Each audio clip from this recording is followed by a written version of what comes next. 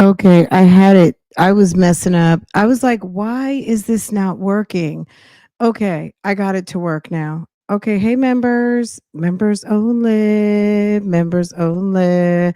This live has been on for about 4 minutes, and I was just like, I had it on. It doesn't matter. Y'all don't want to know how the soup gets made. You just want to know about the soup.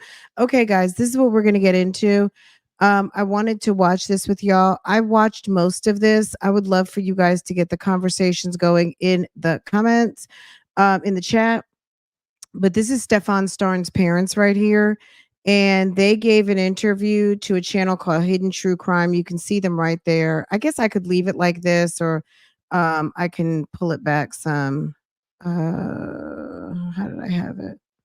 Nope, I didn't have it like that. Nope. How did I have it? Oh, I had it like this. Okay. Yes, back again. Um, they're gonna give all the details. It was there was a little bit of juice spilled. Yeah. I don't This was a long interview, and I wanted to kind of let this play. I'll be in and out, you guys know. But I wanted to get this to y'all because I know some of y'all aren't gonna watch unless we watch together. Some of y'all are not into it, but some of you guys are. I think it's very interesting. Just think about if you found out your son is living a double life with a weirdo chick, and her daughter just all of a sudden comes up missing, then a few days later is now deceased. On top of that, your son is being accused of the murder.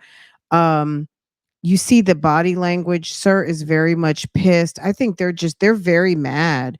And I don't think he has any other siblings. The disappointment. Do you imagine you're getting into your 70s and to find out like it was just a waste? Like Stefan isn't giving them like it's I felt sad for them as far as being parents, and just like this is what it's all coming down to. You guys are in your 70s. You got to deal with your fugazi ass son. But I did they do the best job raising him? I don't, that's debatable. A lot of people feel like these two are enablers, that they created this situation, they helped to create this monster. I don't know enough about them to be able to say all that yet. I just know that the man is an adult, and these two people are way too old to have to be dealing with this type of stuff, but it's unfortunate. Um, and we've seen even recently the kid who just shot up the school in Georgia, his dad just got arrested. We've seen it happen in other places now. Parents are being held responsible. Now, these two are probably too old for that, but at the end of the day, the father does seem to be accepting the fact that Stefan may have actually done this on his own. Um, It's very interesting. Let's get into it. This is a hidden true crime channel. This lady up top and the man up top, what is his title? Hold on, let me tell you guys. They're very smart. Um, this is this is her husband. This is Lauren Matthias. She was a television news reporter for a decade. This is her husband, John. He's a criminal psychologist. They're good. I don't know why I'm not subscribed on here, but okay. So let's get into it. I've sped it up a little bit. If you are new to our channel, I am Lauren Matthias, and this is Hidden True Crime, where we delve into the why behind crimes and criminals with my co-host, criminal psychologist, Dr. John Matthias. This exclusive interview that we are my husband. She doesn't come off like that. I'm just joking. About to listen to is with the parents of Stefan Stearns, and it was recorded on September 21st, 2024. Their son, Stefan Stearns, is charged with first-degree murder in the death of... So this was filmed September 21st. When was that, guys? Yesterday. Here's the thing. This was filmed yesterday. Okay. And I watched it last night into this morning. So this is Lauren. John is her husband.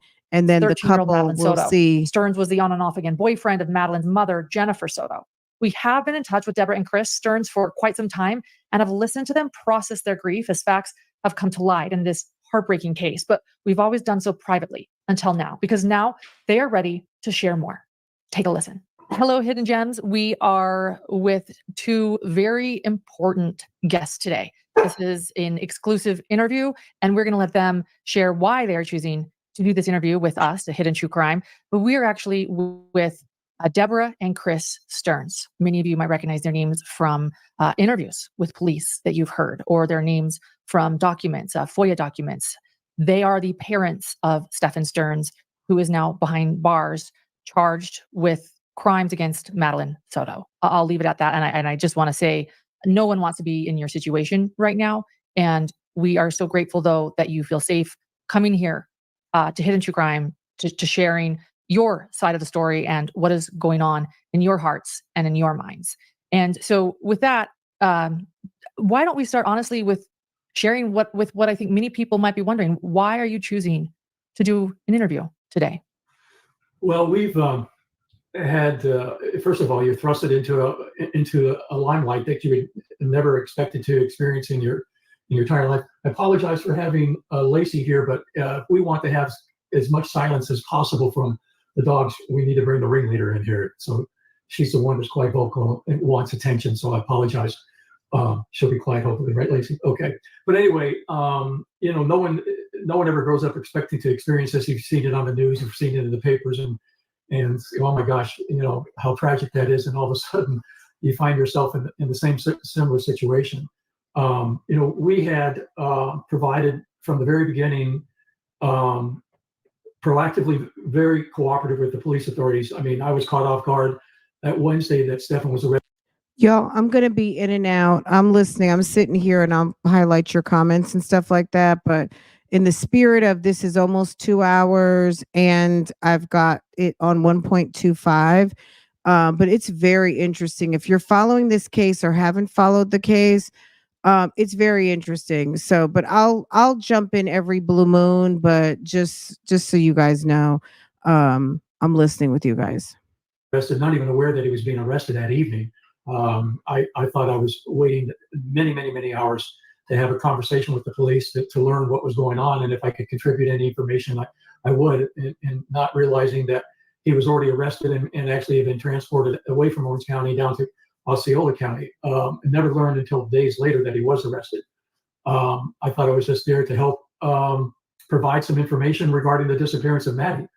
And obviously we learned much later that this turned into something more serious.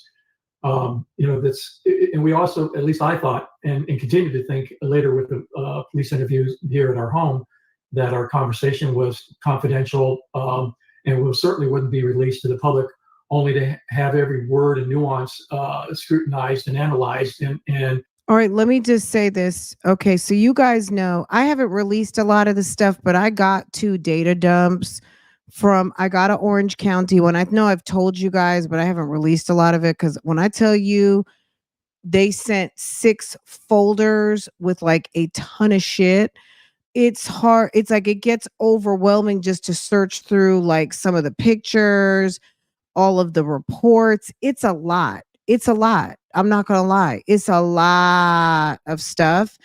And then when it's in your possession and then you put it out, then it's like you're responsible for it. You know what I mean? It's one thing Orange County gives it to me, but then I give it to you guys and it's got something that's not completely redacted, not to, you know what I mean? Not to jump all the way down into that endless pit of all of those things, but I do like to try to review stuff before I put it out just to make sure if something does need to be redacted, I don't want to be responsible for something that got missed and then got missed again and again and again. You know what I mean? All right. That being said, what he's referring to is the data dumps that have been circulating the internet, because that's how a lot of this stuff is getting out. It's not leaks, it's FOIA requests. And when I say Florida gives out almost every damn thing, Florida gives out almost every damn thing. Now, pictures, there are pictures. I've seen some of the Stefan Starn pictures, and there is a video that if you guys are into this after this, that maybe we should watch, and maybe it'll have to be on some late night, just let it rip type stuff like we're doing right now. If you guys want to watch that, there is a video that was put up by a channel that has the interrogation. And towards the end of the interrogation is when the crime scene photo folks come in and get him to strip all the way down, and they start taking pictures. They're like, is that a birthmark? Okay, maybe because the penis is not erect. Like, they're literally like, okay, let's move this, let's move that. Okay, maybe that's a hair. Okay, can you see if the such, because they're trying to get photos of his actual body to compare with the photos of the thousands upon thousands of photos that were retrieved from not only his phone, but his hard drive, his cloud, his Google everything, right? So I'm just to preface that, because maybe some of you guys haven't been seeing. I've seen a lot because I've been keeping up with this case, but maybe I'm just assuming you guys are too. I know some of you guys have been following, but maybe some of you guys have not. I do have a lot of stuff, and I just put in another FOIA request to Kissimmee Police Department to see what I could get. And then there's so much else just out here. But anyway, let's listen to this. And like for the fourth time, I'm going to try to interrupt as little as possible, but you guys talk to each other. Okay. Now, any of you guys in members right now, I did put up a post yesterday. There's a link that I provided. That's a great place to get started if you want to read through just some of the accounts that were taken the night or the day that Maddie was listed as missing, and just things that we know now. If you read through, it's like the lies, just the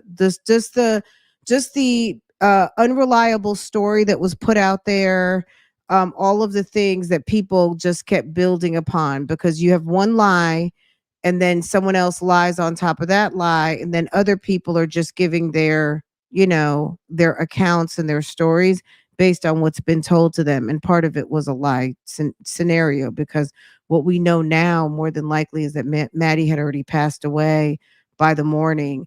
So Madeline saying that she saw her leave to go to school or she heard her getting breakfast, those were lies, because that's not what happened.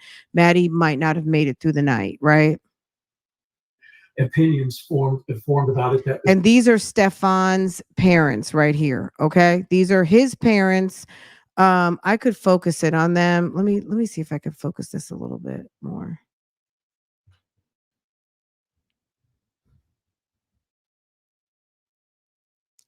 Now, no disrespect to these two. This is a husband and wife team. They're podcasters. She's a former news reporter. He is a criminal psychologist. They have a show called Hidden Crimes. Is it called Hidden Crimes? Hidden True Crime, excuse me. And they've been talking to Chris and Debbie Starnes, and this is what came of it. This was filmed yesterday and posted yesterday on their channel. So out of mischaracterizing us and just a lot of speculation and conjectures. So anyway, the reason we're doing this today, Lauren and John, is because with the docket dump that went out there, we no longer feel constrained to keep silent and let people keep castigating us and dragging us through the muck for no reason, using lies, conjectures, embroidering facts that they do have, making up facts that they don't. It's become a very incestuous snake pit of lies, innuendo, and just ugliness. And I don't understand why any parent would be subjected to that, because we didn't take part in any of the crimes. Is it a crime to give birth to somebody? I mean, why are we blamed? Perhaps maybe we need to share something with everyone before we go any further, because it might not be obvious to many watching. Where are you in accepting the reason your son is behind bars? Are you in a place of understanding what he did? Are you believing? Where are you?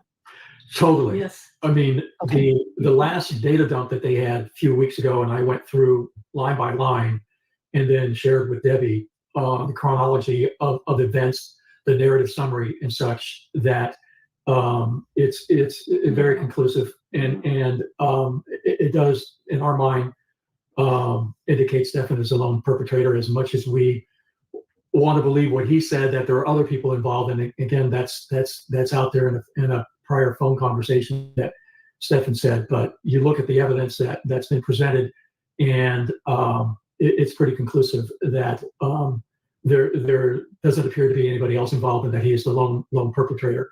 And certainly he was guilty of the images that he found on his phone, and then later the charges were expanded to include murder. Whether it was premeditated, we don't think that. Again, we won't know 100% of the story until if and when he ever provides testimony. But obviously. So we know Maddie was found in a field or in some bamboo, but what I was referring to as far as Stefan stating that he told his parents he found her is, I'm assuming his explanation is as if you found her, how did she get to the field of bamboo? Now, they didn't go deep into that, but his parents are going to let something out that he stated he found her body, and we know that the police retrieved her body. How she got from the house to the bamboo is where I'm sure they're putting the rest of the story together. So that's what I was referring to. If you were coming in at that part where she was found, yes, she was found outside. But how did she get from point A to point B? Is what is what we need to hear from Stefan. He was involved in her death, and nobody else was. But I don't want to believe that it was premeditated, but I can't rule that out. But we hold him 100% accountable for his actions, and we obviously are extremely disappointed by that. Yeah, and I'm sure it's been a process, but in other words, you're learning everything as the public learns it. Yeah, we're not privy to Nobody's giving us anything. a heads up on anything. Yeah. That we're mushrooms. We're kept in the dark.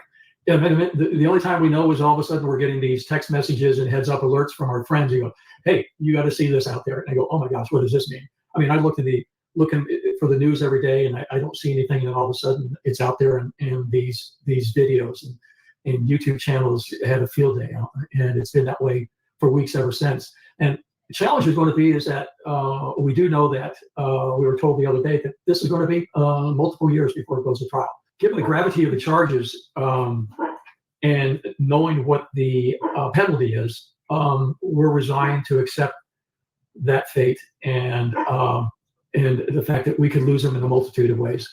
At any given time, some prisoner in the jail could off them, and we're just dealing with it on a day-to-day basis. We could get that phone call one day. So we'll wait and see what happens. Yeah. As I told you, I think before, this is the most protracted death of a child that you can go through, because they're already gone to you. We'll never touch him again. We aren't allowed to see him right now. And he's out there, but he's not available. I mean, if he'd been hit by a car, it would have been easier on us, because the grieving period could go, instead of grieving for years and years and years while he's still alive and we can't have any access to him. Matter of fact, we haven't even heard from him for over 3 weeks now, and we don't know why. I called the other day inquiring about his wellness, and the jail correction officer says, "What does that mean?" I said, "Well, it's a wellness check. We want to find out if he's okay." Because we haven't heard from him. Well, if he wants to talk to you, he'll talk to you. I said, he wants to talk to us. We don't know of any reason why he wouldn't, unless he's being denied access to communication, which we think he is. And I think it's a result of the most recent data dump, that the guards are intentionally preventing him from getting access to where we can communicate with him. He's in solitary confinement. It's been that way since February, nearly 8 months. Okay. Wow.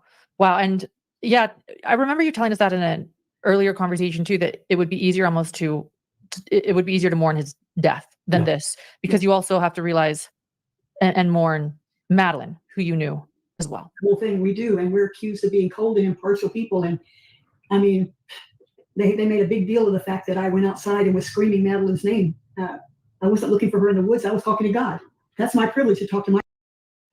This is the funny thing to me, is that they're watching. They are, you know how we know people are in the bushes, or, is the family watching? Are they out here? They're out here. They know the YouTube channels that are covering the case. They know the ones they like. They know the ones they don't like. That's how they ended up on this channel. Like, it's interesting also from just a perspective of we are into YouTube. We watch YouTube. We're watching these cases.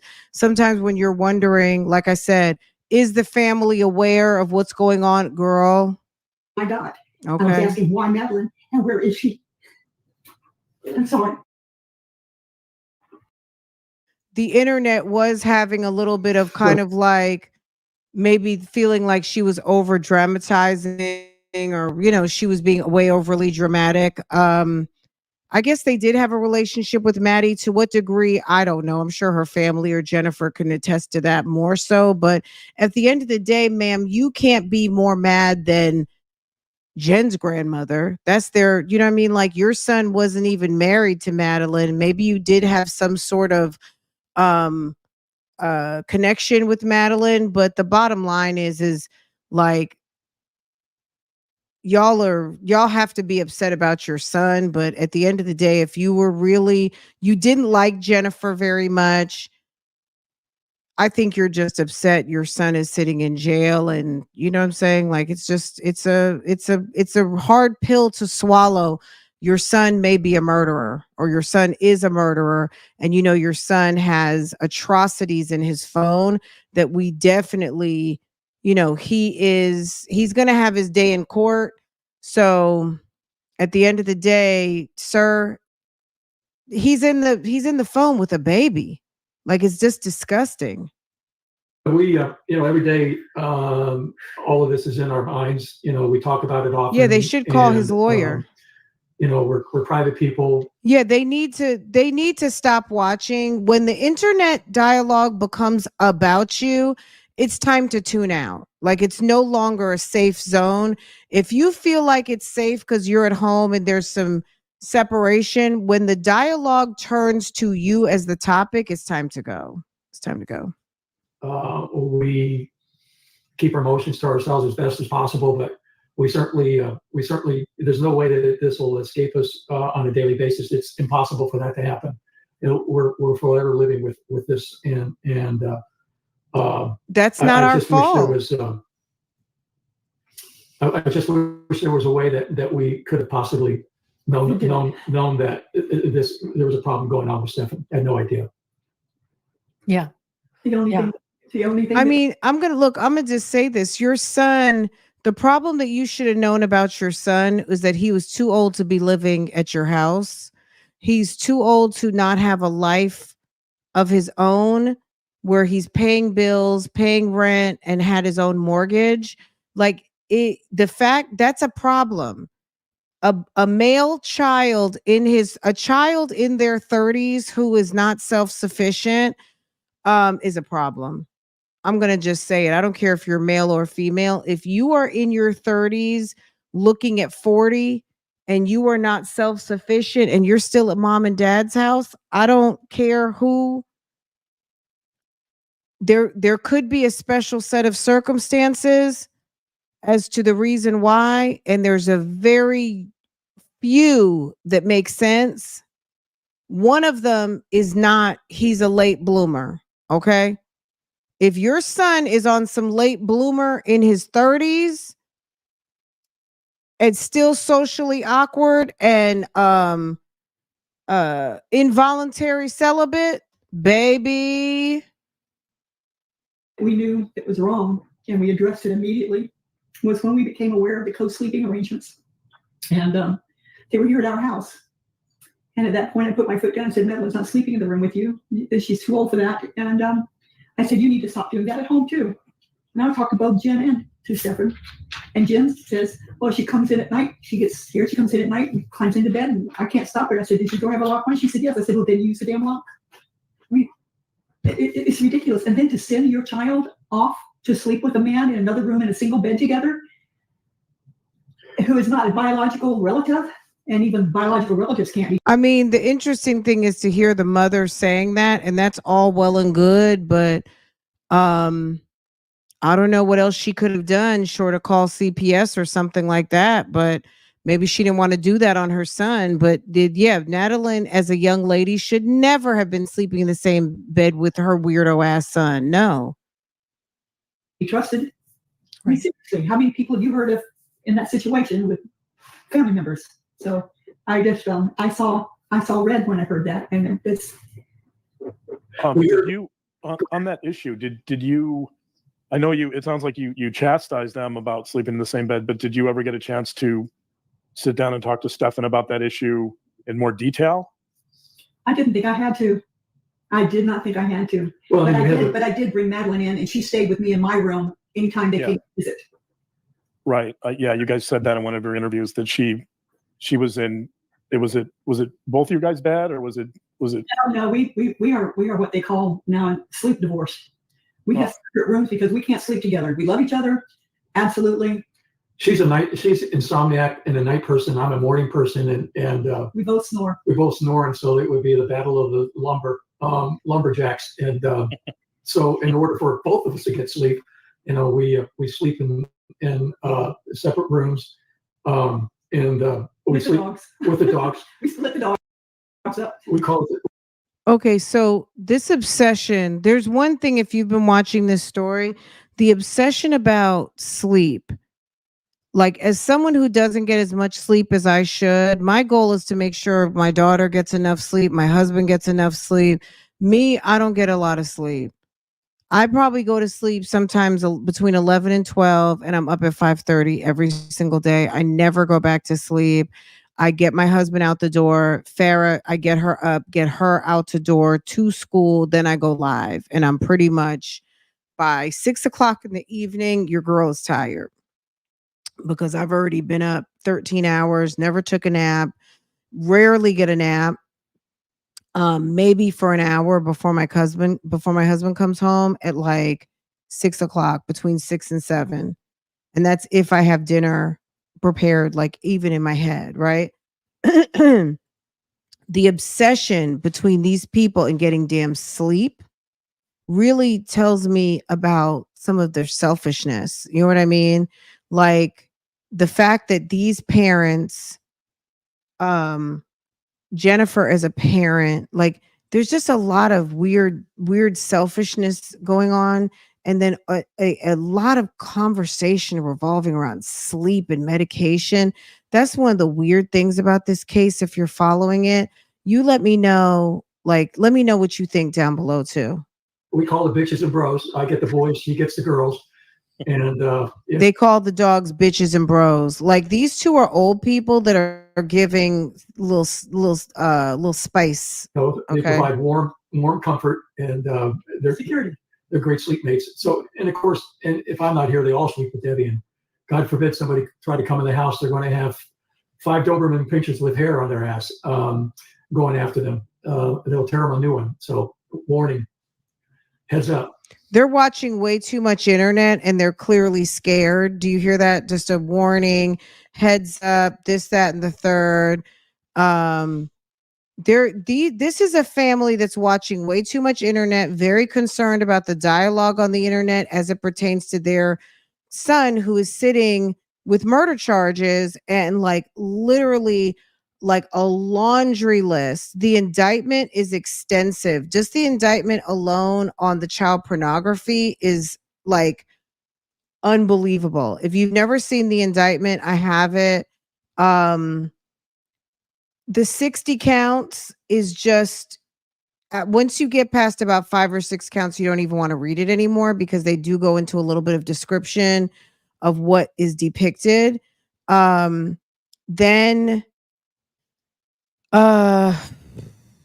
it's a lot.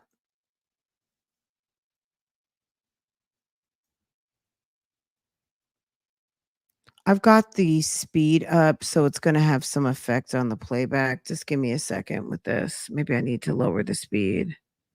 Also, you guys know if you were in the live earlier that I had an issue. Our Spectrum, for some reason, the Spectrum cable went out.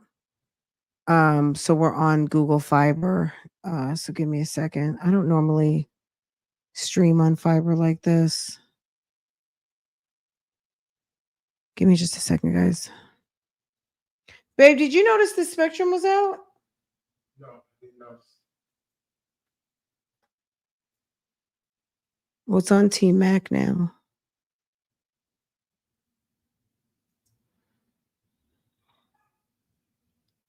Of course, you know what I'm going to say is I'm going to try to stop it as little as possible. To that too. Okay, hold on. They But mentioned So- YouTube. But Debbie did talk to Hold Stefan. on. They just mentioned YouTube. Let me not stop it so much. Okay, hold on. Warning. Heads up. Yeah, to all those YouTubers, we'll get into that too. But So- but Debbie did talk to Stefan and Madeline individually, and you know, together. yeah.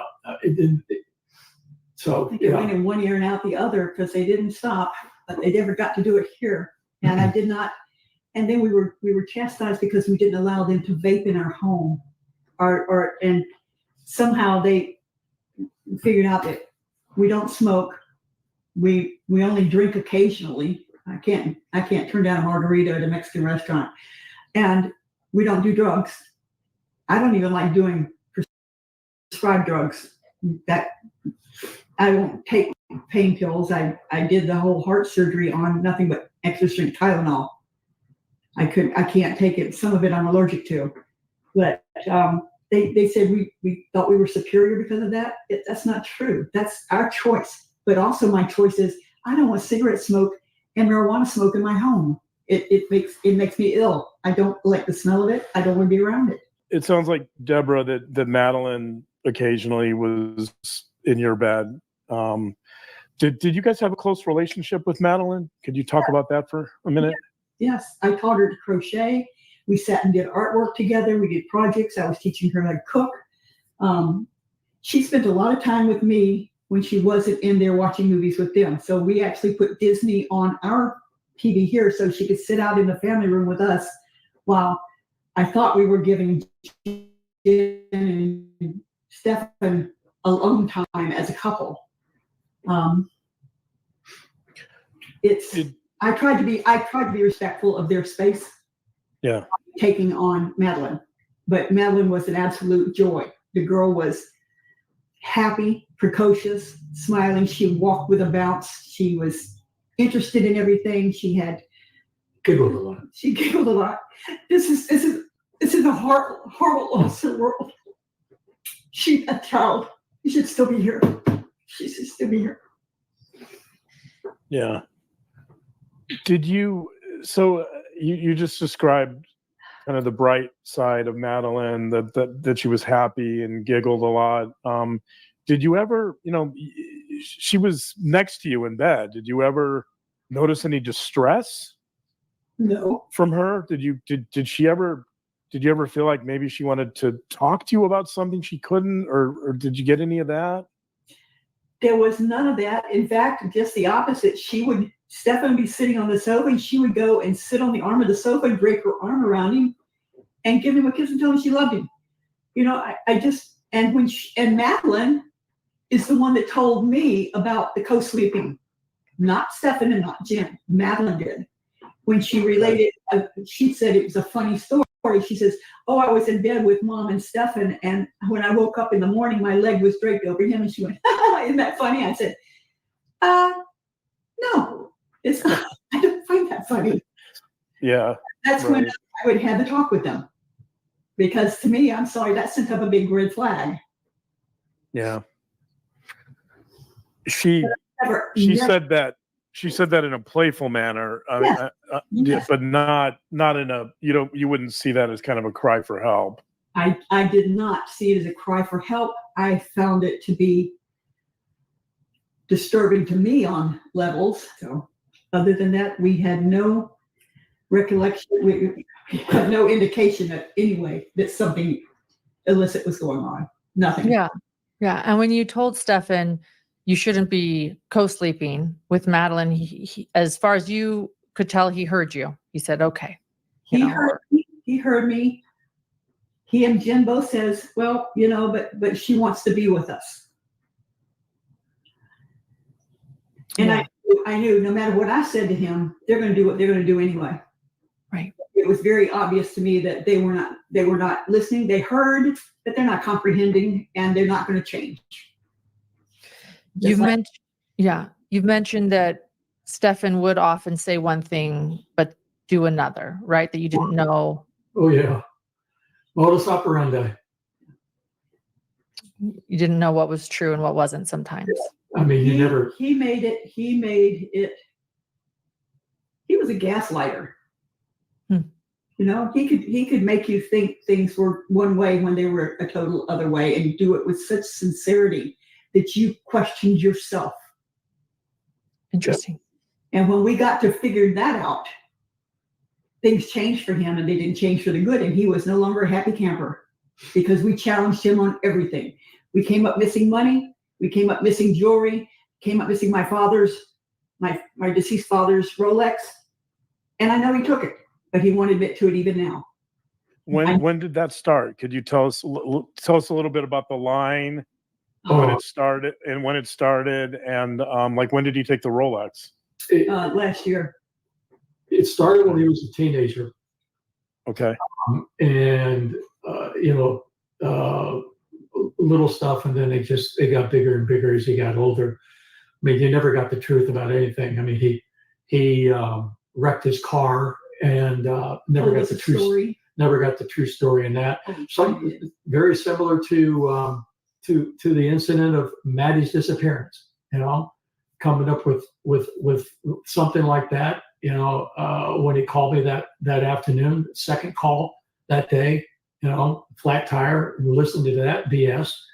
And boy, when you look at the images of that tire, I mean, there wasn't hardly any rubber left on that wheel whatsoever. And then they show pictures of these chunks of rubber laying in the ground.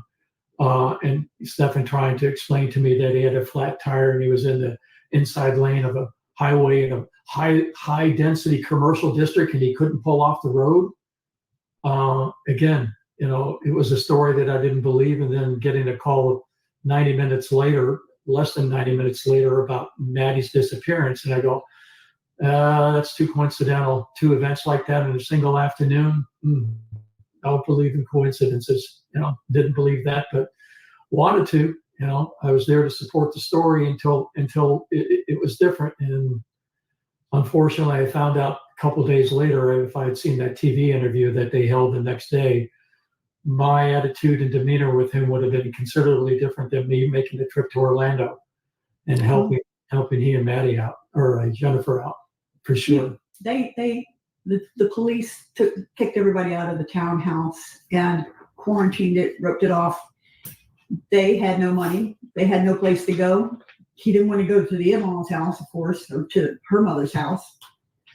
They got along like oil and water. But it was, Chris went there to get them into a hotel and to be there as emotional support for them for a missing child, not for anything else. Not for an escape route or to hide them. Nope. You knew that Madeline was missing. You didn't know why. And you thought, I can give them a place to stay. Yeah. And then, I wanted some quality time with them. Again, I just kicked myself for not seeing that TV interview, because my conversation would have been. It was after, you couldn't have seen it. I know that, but the interview took place before I got up there. That's the thing. But I didn't find out about it till Friday, and it happened on Tuesday. But my conversation with him would have been very confrontational. And I wouldn't have been satisfied until I got the truth from him. When I questioned him as best as I could, now that he was in incarceration, obviously he couldn't give me the answers. The best he could come up with is that I wasn't able to think. Well, he was thinking a lot of other things and taking a lot of actions and doing a lot of things that obviously he was thinking. But again, that would be an appropriate response from Stefan, because again, keep telling the lie. But the amount of time that I had from 2:15 Wednesday morning until 4 p.m., I spent a total of 35 minutes with him, and it was over 3 different occasions. First of all, find that he wasn't at the hotel that morning. And then to learn later that he had left that hotel, went to St. Cloud, went to Northport, and came back. And then, obviously, so exhausted, he passed out in bed, didn't see him again until 3 o'clock. And again, no time for conversation, because now we're down in the lobby of the hotel, and he's now being escorted to supposedly a press conference, which there was a press conference, but he was immediately taken to the rear of the sheriff's department and put in the detention room, and later that evening arrested. Never had a chance to have a conversation with him. Okay. That makes sense. Yeah. Yeah.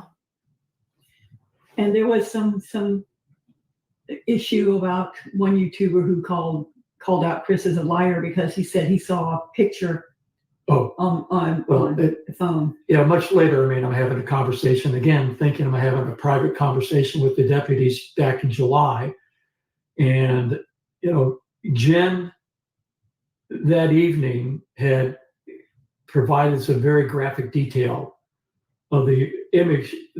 She told me in her story was that there was a group of photos that they had downloaded off of Stefan's phone. They wanted to show these images, this package of images to Jennifer. She said that she couldn't see them, but agreed to look at one. Then she shared with me in graphic detail what that image was. 5 months later, I'm thinking throughout that time that she had the opportunity to maybe grab a photo of that, and because once you describe that to me, I can't get it out of my mind. It becomes ingrained and printed, and I'm thinking that there's an image in my mind that I must have seen a photo, and instead of asking a question, I made a comment to the police, and then one of these YouTubers accused me of lying and making this stuff up, and it was really my bad. I apologize. I thought it was an image I saw when in fact it was a graphical image in my mind, but I thought I'd seen a photo. So I apologize for that. But again, you're dealing with this stuff 7-8 months ago.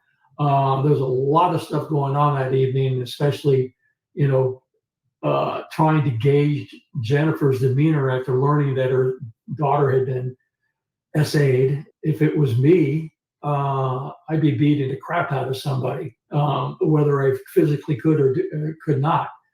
And she was totally composed and Unemotional.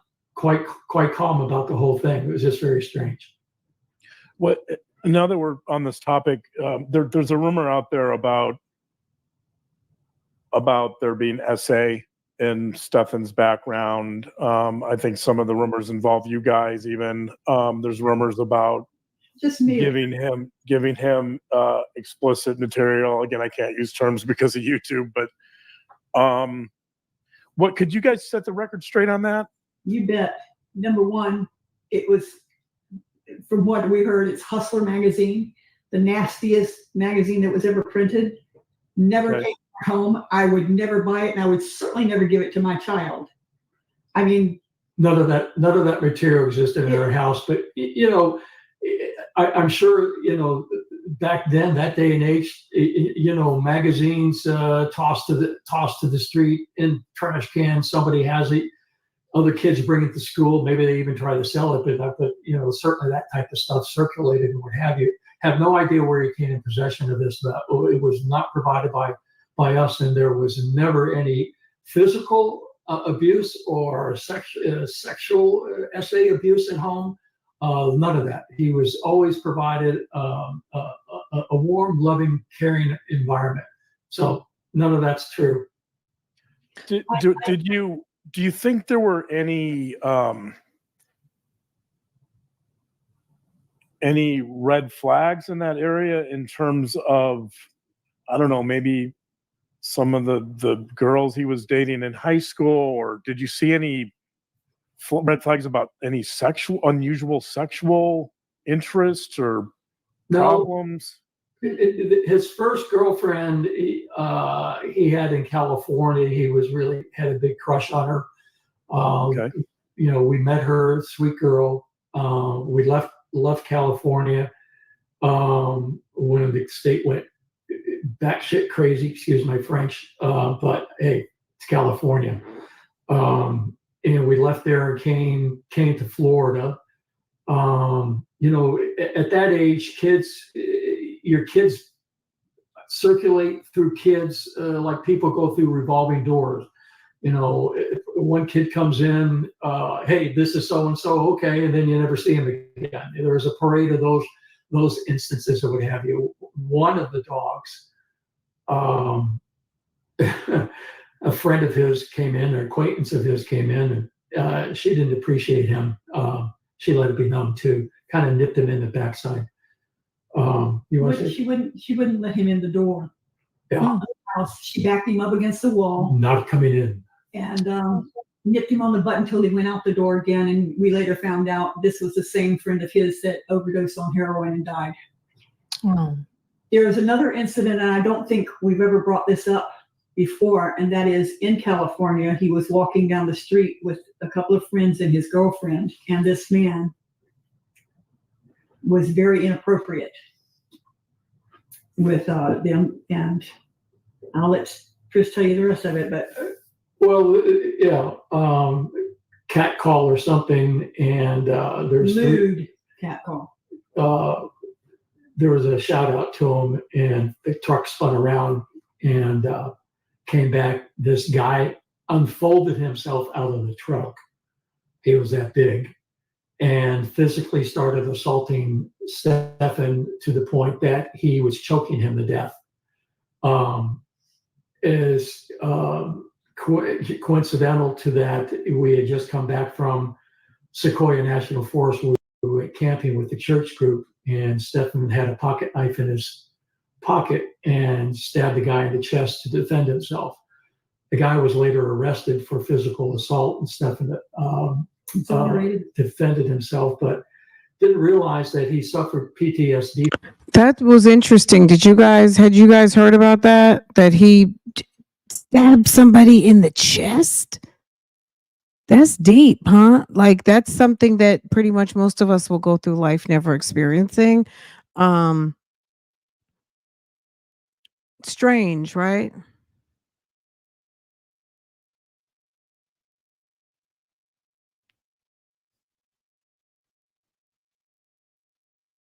I don't understand.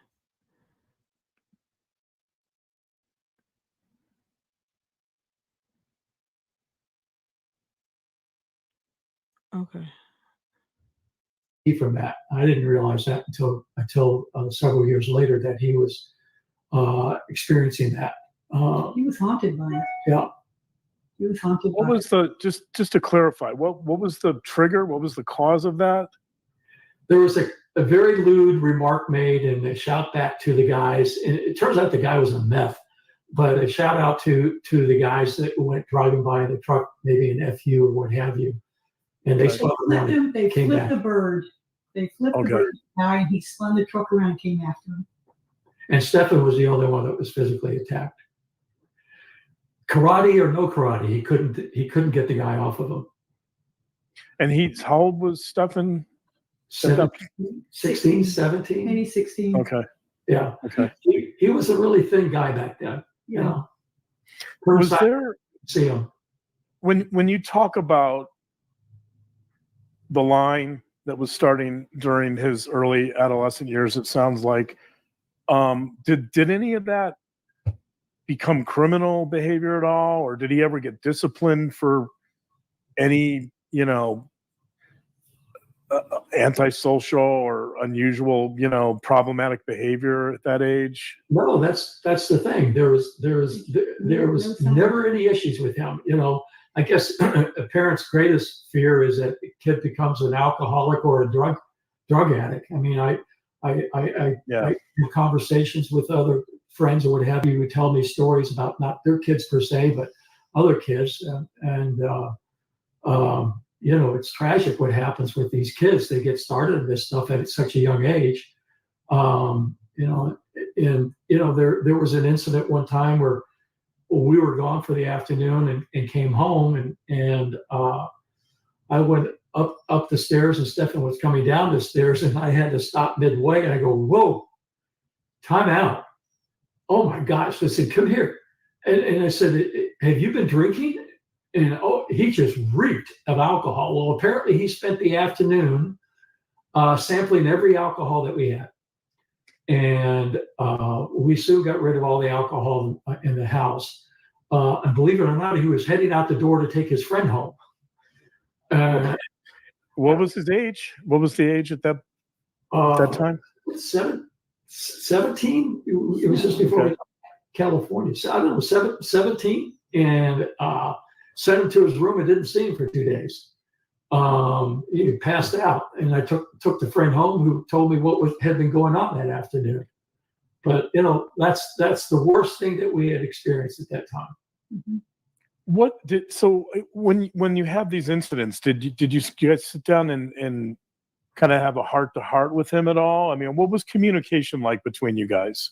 Oh, we had open communication and dialogue with him all the time. What we didn't have from him was truth, or that if he was having a problem, he would come share it with us. He was very close and close-knit to himself. I mean, never came to us, very rarely, unless he needed money, that he came to us with a problem. Hey, I got a problem. I mean, I felt and told Stefan that, why didn't you come to me with this problem that you experienced on Sunday evening or Monday morning, whenever this took place? Hey, I screwed up. Oh, okay. Because the first thing I would have suggested is I'm coming there, and then I'm going to take you to the police. You got to turn yourself in. Let's be out in front of this. And I always told him to be out in front of this. The minute you've done something wrong, own it, fess up to it, and get out in front of it. And I guess he thought he was smarter than the average bear, what have you, because obviously if you look at the timelines and the sequence of the chronological narrative summary, what have you, it's like, how could he not realize that his trail was being followed? They know everything he did. How can you, in today's technological environment that we live in, do you think you can get away with anything? You can't sneeze and not know that you've sneezed. I don't know how he thought he could get away with any of this. So our deepest desire is to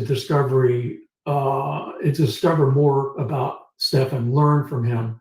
And we're going to kind of lean on you, John, to help us provide some clarity to Stefan. It's a son that we didn't know versus what we did know about our son, and the complete opposite of one another. We feel blessed that we found you guys. You reached out to us, and it gave us the opportunity to do a deep dive into your channel, and it was a welcome relief to see the professionalism of what you guys put out there, and the fact that John's got a medical background brings a lot of legitimacy to your channel. You guys truly represent what we believe should be represented in these crime channels that exist out there, and not the circus that they do represent. I mean, but it's a shame. It's reckless abandonment that they utilize. It's basically inciting a lynch mob against us, and God forbid anybody should cross their paths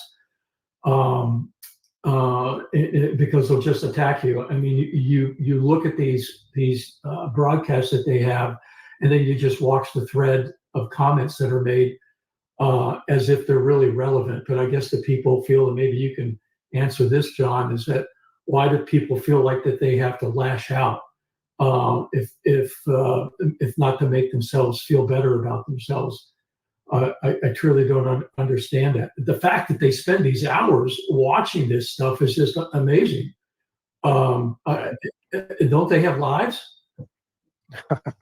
Yeah, and I want to say, it's almost, this is what I've seen oftentimes in the true crime community. It's almost like you're damned if you do, damned if you don't. None of us can imagine what you're dealing with right now. Maybe there are some people, I'm sure there is a small club out there that understands a bit of what you're going through, but I would say the majority of people have no idea the type of situation and what that is like for both of you.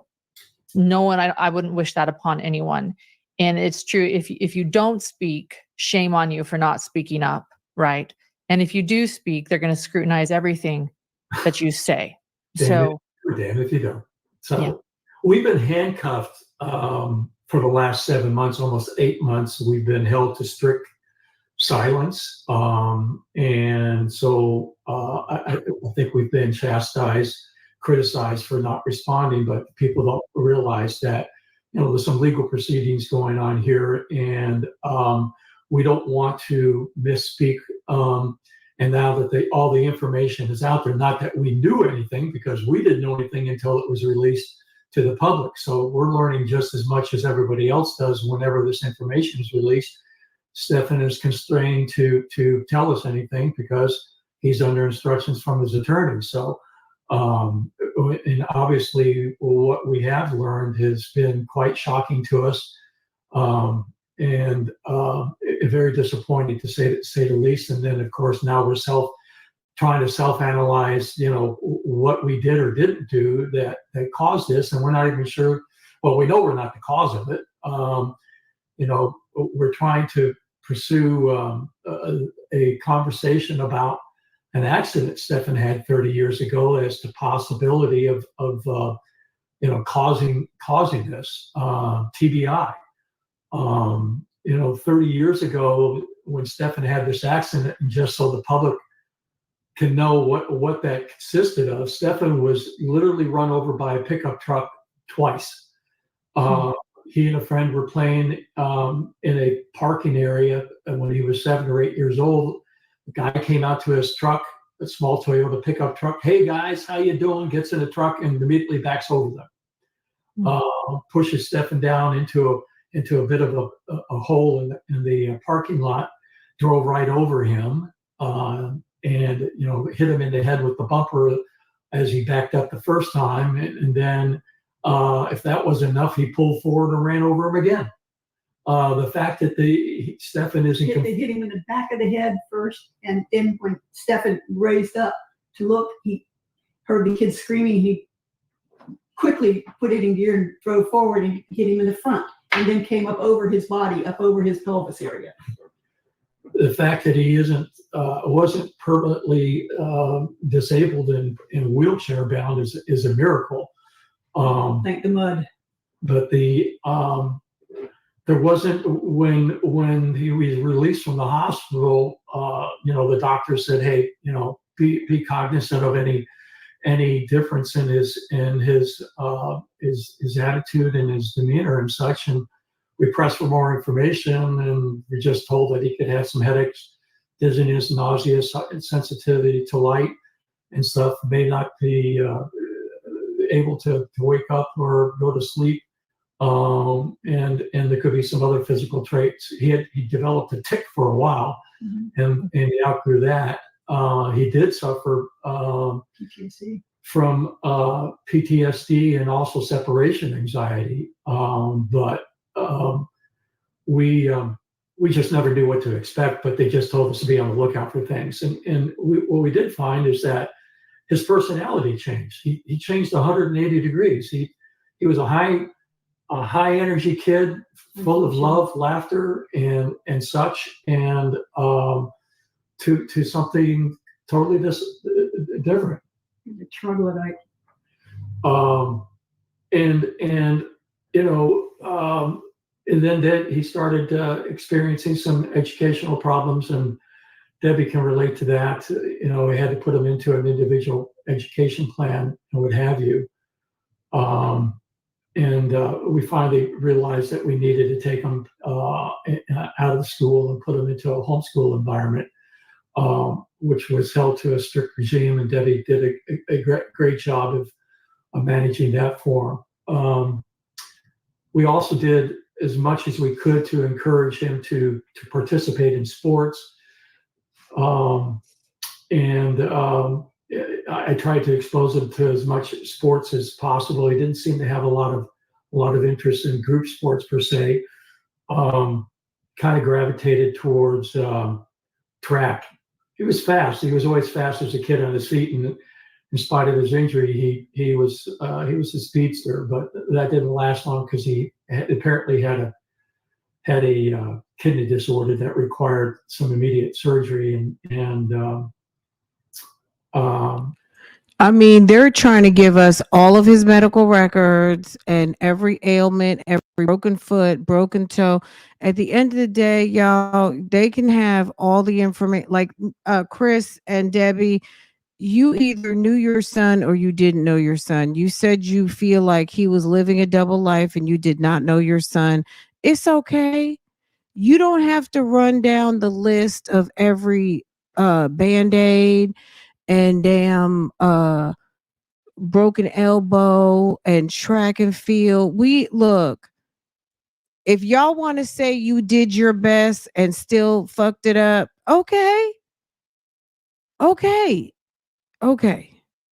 he had to have some emergency surgery to take care of My that. God, they're giving us every he detail. discovered an interest in Shokan karate and did well with that.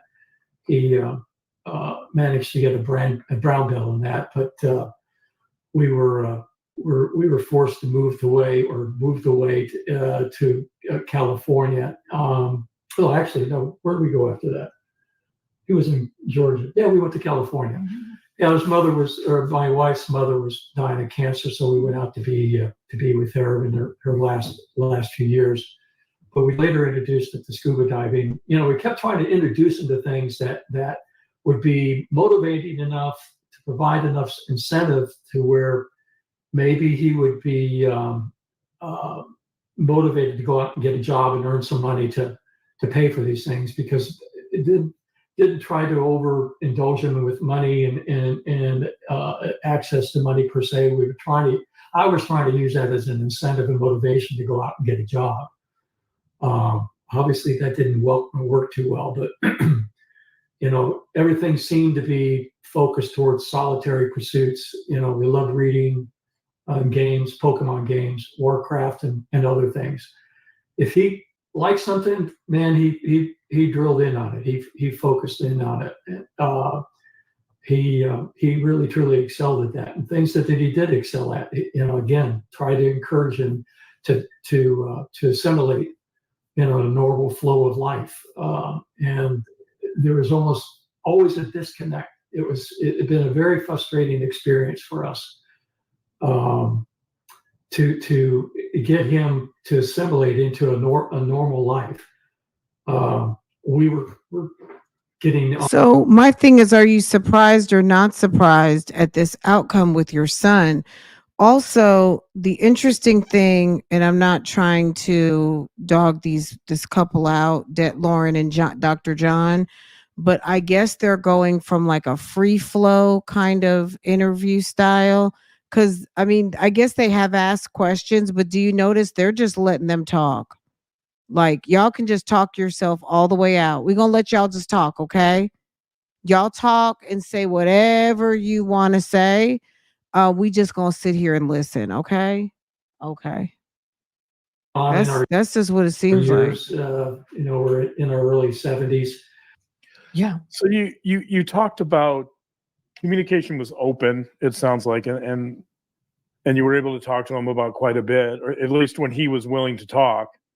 What about the emotional connection? How would you guys describe your emotional connection to your son when he was younger? I thought it was very close and loving.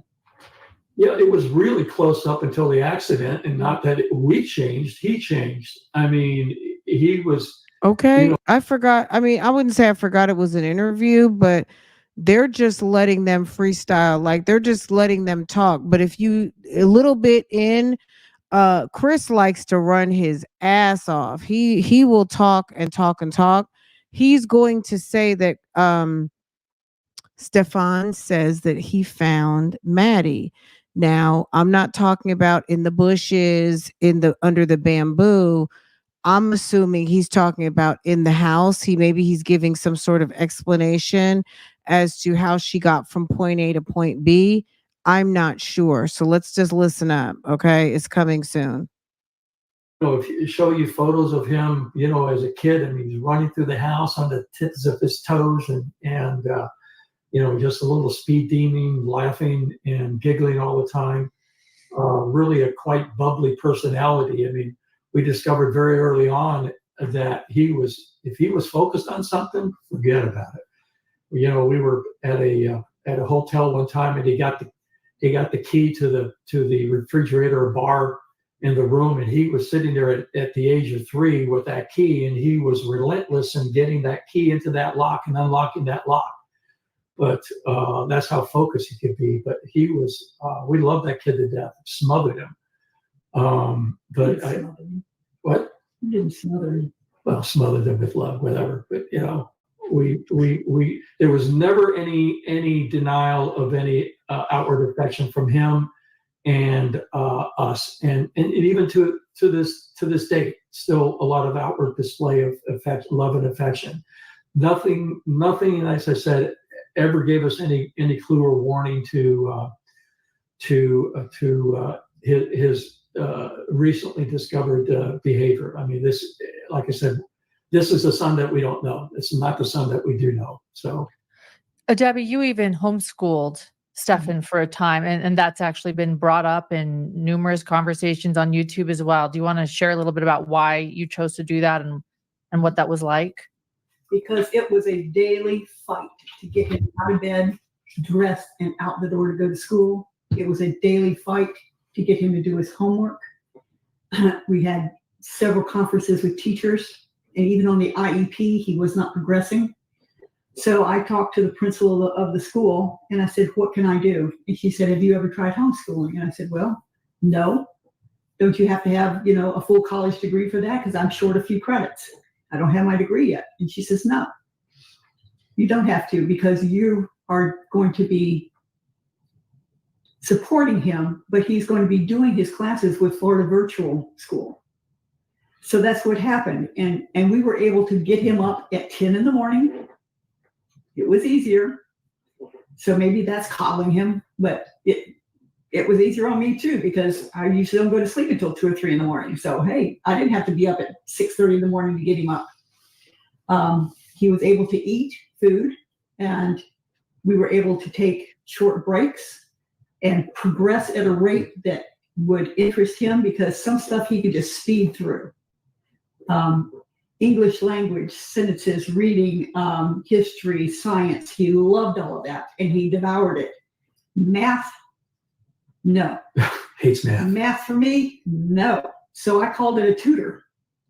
You're usually good at one thing. If you're good on the historical, on the English side, you're usually not good on math. I don't have a linear brain. So I had to bring in a tutor.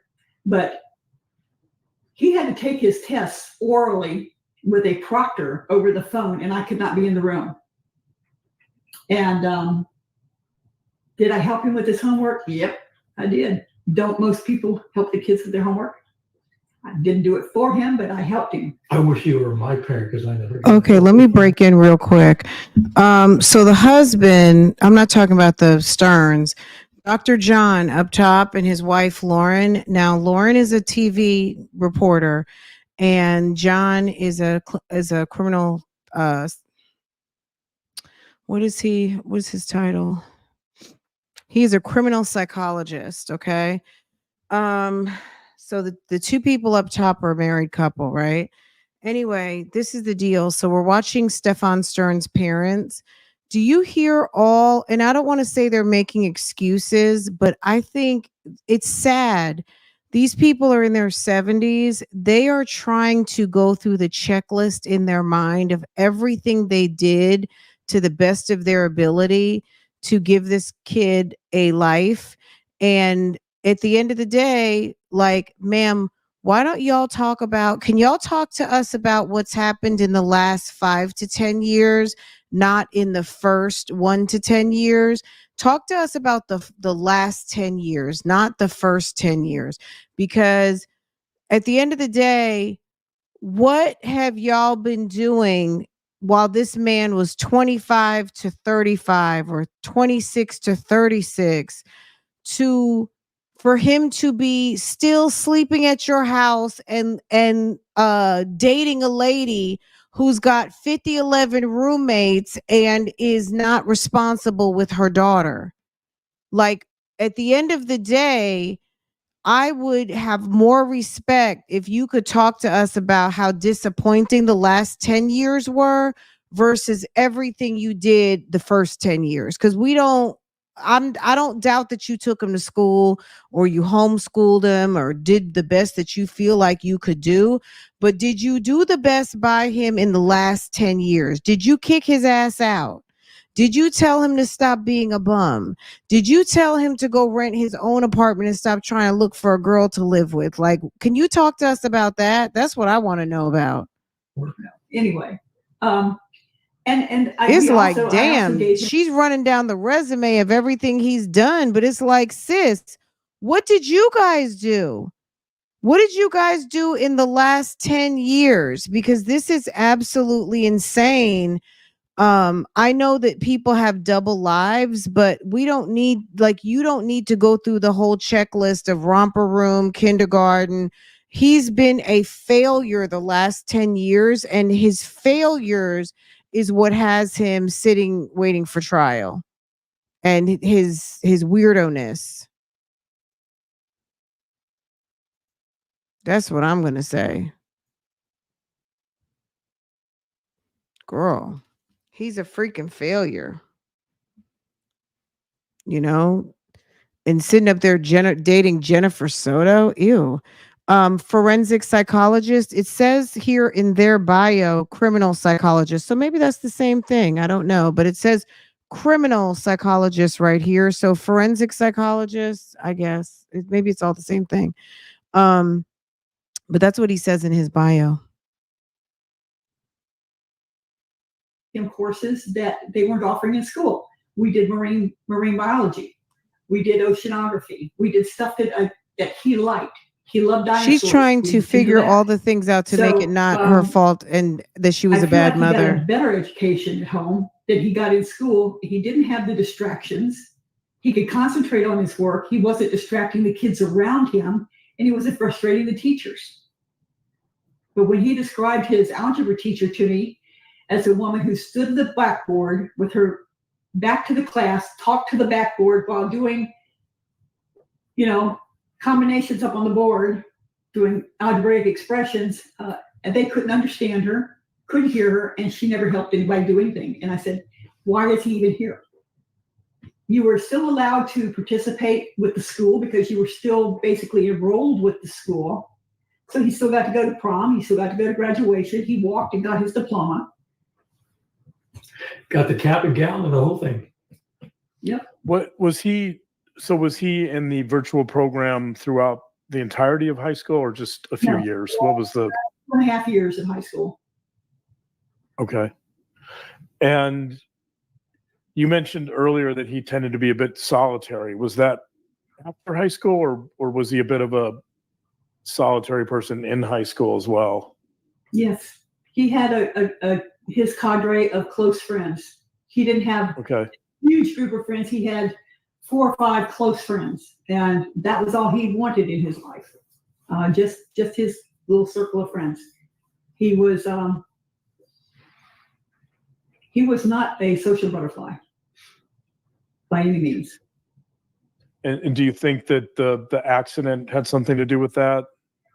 I think so. He was quite gregarious beforehand. He would run. He would go and knock on people's doors and say, "Do you have somebody my age that I can play with?" He would introduce himself to people. He would run around and walk right around his bicycle, looking to see if there were any games he could join in. Now, he did do kickball and stuff like that, and he went fishing. Taught him to fish. I was the fisherman, not him.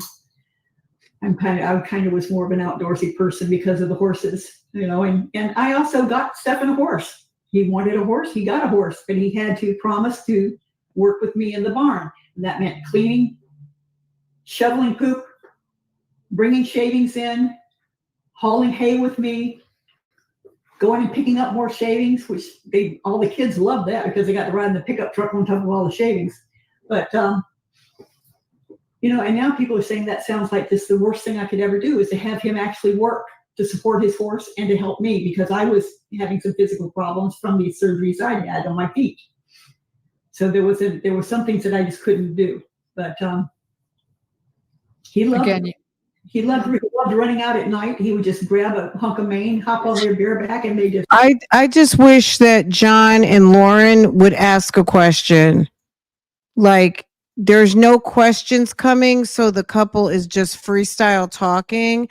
I don't know that this is the best style for people who really need, like, they want to be heard, so they're just talking about the man's almost 40 and they're taking us back to childhood. It's like we're just trying to figure out what happened this year. Can we focus on 2024 for the events surrounding what got your son in jail at the moment, ma'am? Do we need to go back 25 years? Just run around the pasture. Every night we went out together and gave the horses peppermint candy before we went to bed. So it was. I'm like, Dr. John, please, can you ask a question, sir? Like, Lauren's not gonna. To me, that was an ideal life. He was able to go into the woods and go fishing, catch frogs, catch lizards, catch snakes.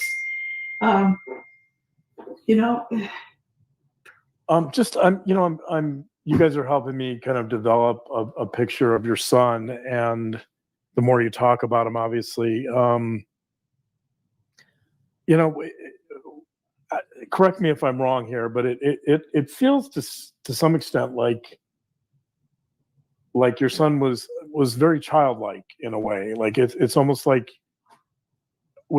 he's a man child. You kept him a boy. He's like Peter Pan. Interested in games as an adult. It's giving Peter Pan. The solitary pursuits. It almost sounds like he really struggled to grow up. Yeah, I think so. Yeah. And I will also say he's a narcissist. You got it. Okay. Yes. It was all about Stefan. When Stefan wanted something, Stefan wanted it then. He didn't want to wait. He didn't want to wait for Christmas. He didn't want to wait for his birthday. It was now, and he would throw a fit. And that was hard. That was hard on us, but it was harder on him because we didn't give into it. Kind of even when he was younger, he would teenage years, he never grew out of that. No. Kept waiting for. It seemed like there was a disconnect. You were like kind of this close, and all you needed to do is make this connection. And it's like John, he had no impulse control. Yeah. Really, Okay. if he wanted to do it, he did it. And then he paid the consequences later. He got put on restrictions. He had his car taken away. At one point, I went in and stripped his room of everything that he had because he had gone for 6 weeks without cleaning his room, and I had begged him for 6 weeks, please clean your room, or I'll come in and do it. No, I'll do it myself. Okay. Well, finally, I went in there and I took his wallet. I took his car keys. I went out and took the tags off of his car, and I told him, you were grounded. Period, until that gets done. And his friends were laughing their butts off at him, saying, you just got jacked by your mom. Said, get in there and clean your clothes, clean the closet and clean up your room. Which he finally did because of his friends, not because of me. Yeah. So it's like. It was always, I'll do it, and never get done. Yeah, it's. Tomorrow. Everything's more convenient tomorrow. Everything was a procrastination. Unless he wanted something, and then he was Johnny on the spot to do it. Tell me about his friends. What were they like? What was what? Tell me about his friends. What were they like? Well, so we were never very approving of them because you're the sum of the 5 people and these kids were not very motivated. They had their own family issues, and a lot of them came and stayed with us when they were on the outs with their parents. They seemed to be more interested in drugs, alcohol, partying, sleeping, and just sex, and not doing anything. And I grew up differently from that. I was blessed to have a good circle of friends. Debbie the same, but how he seemed to gravitate toward these people that weren't a good influence for him, which is why we disapproved of Jen, because again, she was not a good influence. for him. But that's what he seemed to gravitate to. And we didn't. What do you think drew him to those types of people? What do you have any thoughts about that? I do. We used to call it the wounded bird syndrome. He needed somebody he could coddle and protect. And he did that. And he treated those girls very, very well, from what I heard and saw. I wasn't with him in the bedroom. I wasn't with him when he was doing whatever he was doing. And I didn't want to be. So I think he just felt so, his self-esteem was very low that maybe he just gravitated, didn't feel that he was worthy of somebody equal to him, greater than him. You know, you're always better off, I think, associating with people that are smarter, have more to offer than somebody certainly beneath you, because they're just going to drag you down. There was, in this most recent interview with Jennifer on our channel, she mentioned, the police officers asked her about his previous relationships, and she mentioned a possible younger girlfriend in high school. Do you know about that? She said that Stefan would have been graduating later, so he would have been like 19 or 20, and she might have been 15. I think that was said in the interview, but that's not accurate. He graduated on time. He graduated at 17. Okay. I'm not sure who she's referring to. We have seen in some other conversations with YouTube about the possibility of somebody younger, maybe underage. There's a possibility, Debbie and I don't recall. We might have met her once. Again, like I said, there was always a parade of kids passing through one time. But I've seen some information out there about this person, and I think one of Stefan's friends alluded to it in a conversation on another YouTube about a younger girl. But I only assumed that it was an acquaintance and that there wasn't any type of relationship. And again, later, from what I'm seeing from the information that I've seen out there, that there was never, to my understanding, there was never a relationship there, but we were made aware that this person was younger than what she appeared to be. In the last few months, never then. But the other thing is do most parents stop their girlfriends at the door and say, "Excuse me, do you have ID and how old are you?"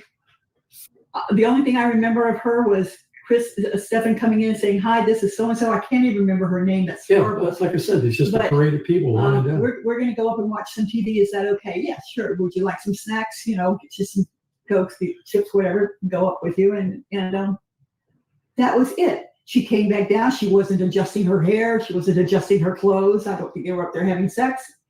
They were just visiting. And it was only like a 45-minute visit.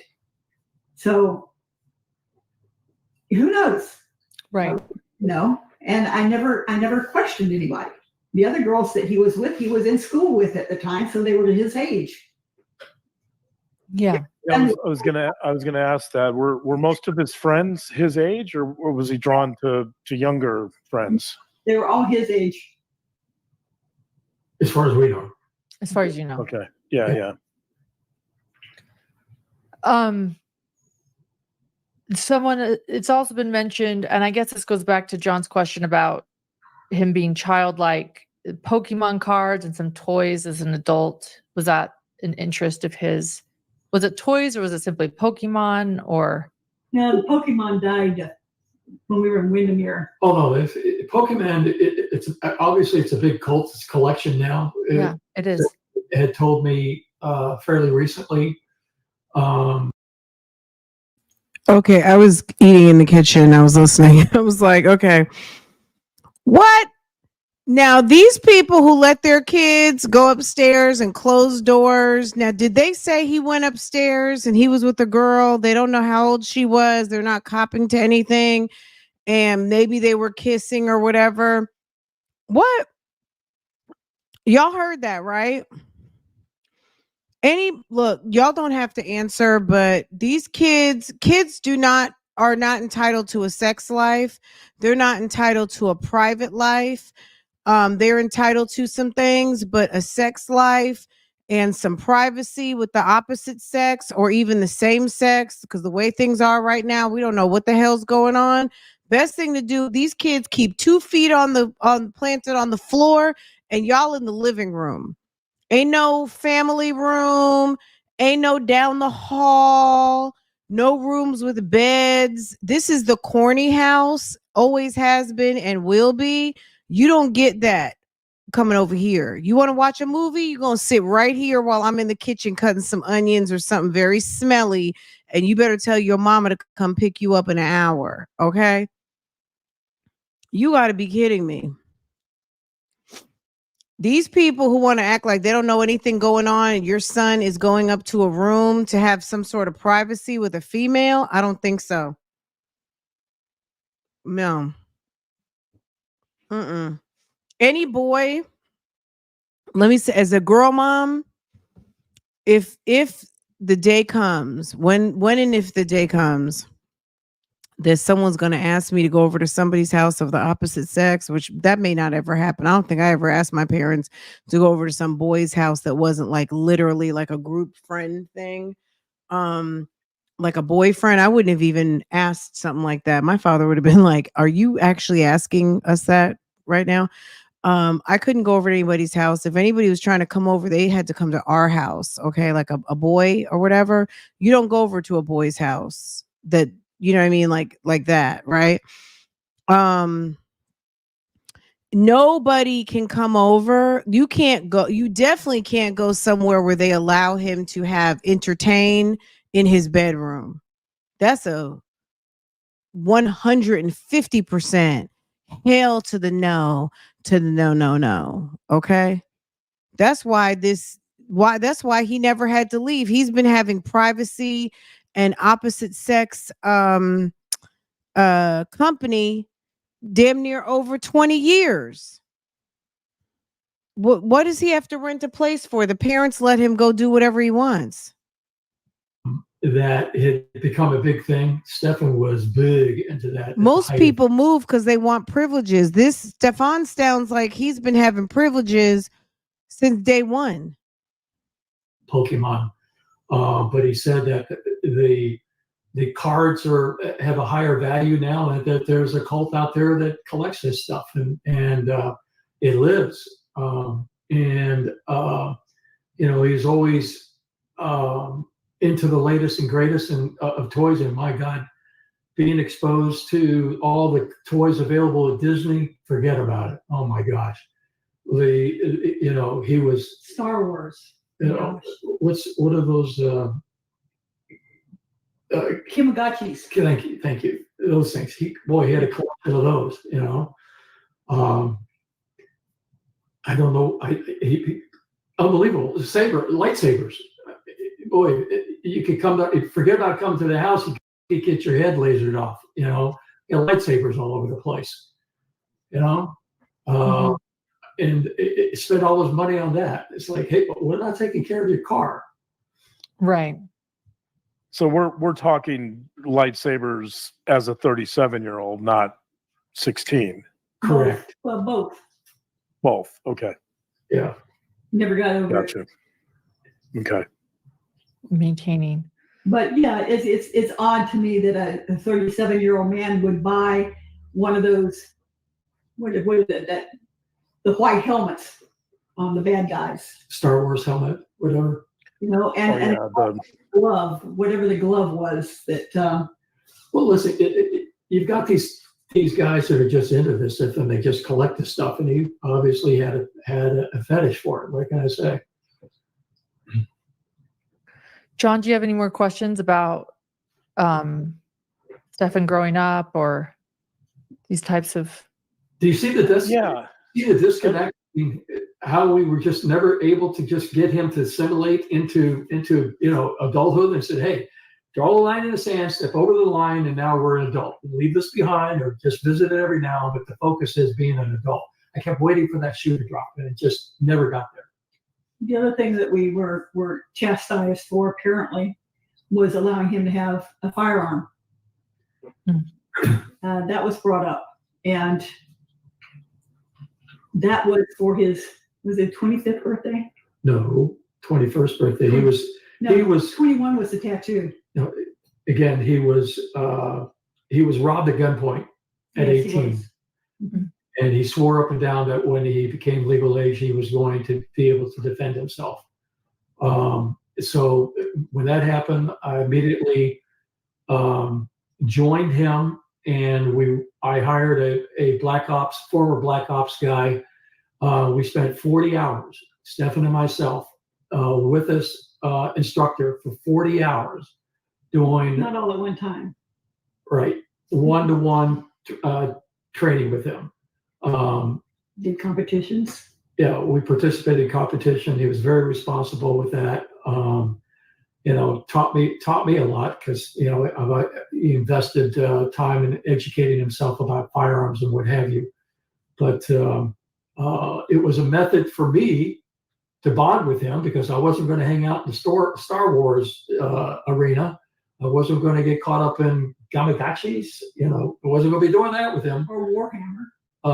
But we did go and participate and compete in gun competitions, and it was fun. It was a bonding opportunity, and that's why I got involved with it. Lauren, to answer your question, I did have another question. After the accident, you guys mentioned that you thought there were symptoms of PTSD. It sounds like maybe there could have been some depression too. I'm not quite sure, but Yes, completely. Did you guys ever consider, or did you get him into counseling, or did you try to get any help for him at any point? Well, he, as an adult, he was in counseling and Years. for years. So Okay. I don't know. Obviously, we're not privy to what was discussed and what have you. But no, I'm not.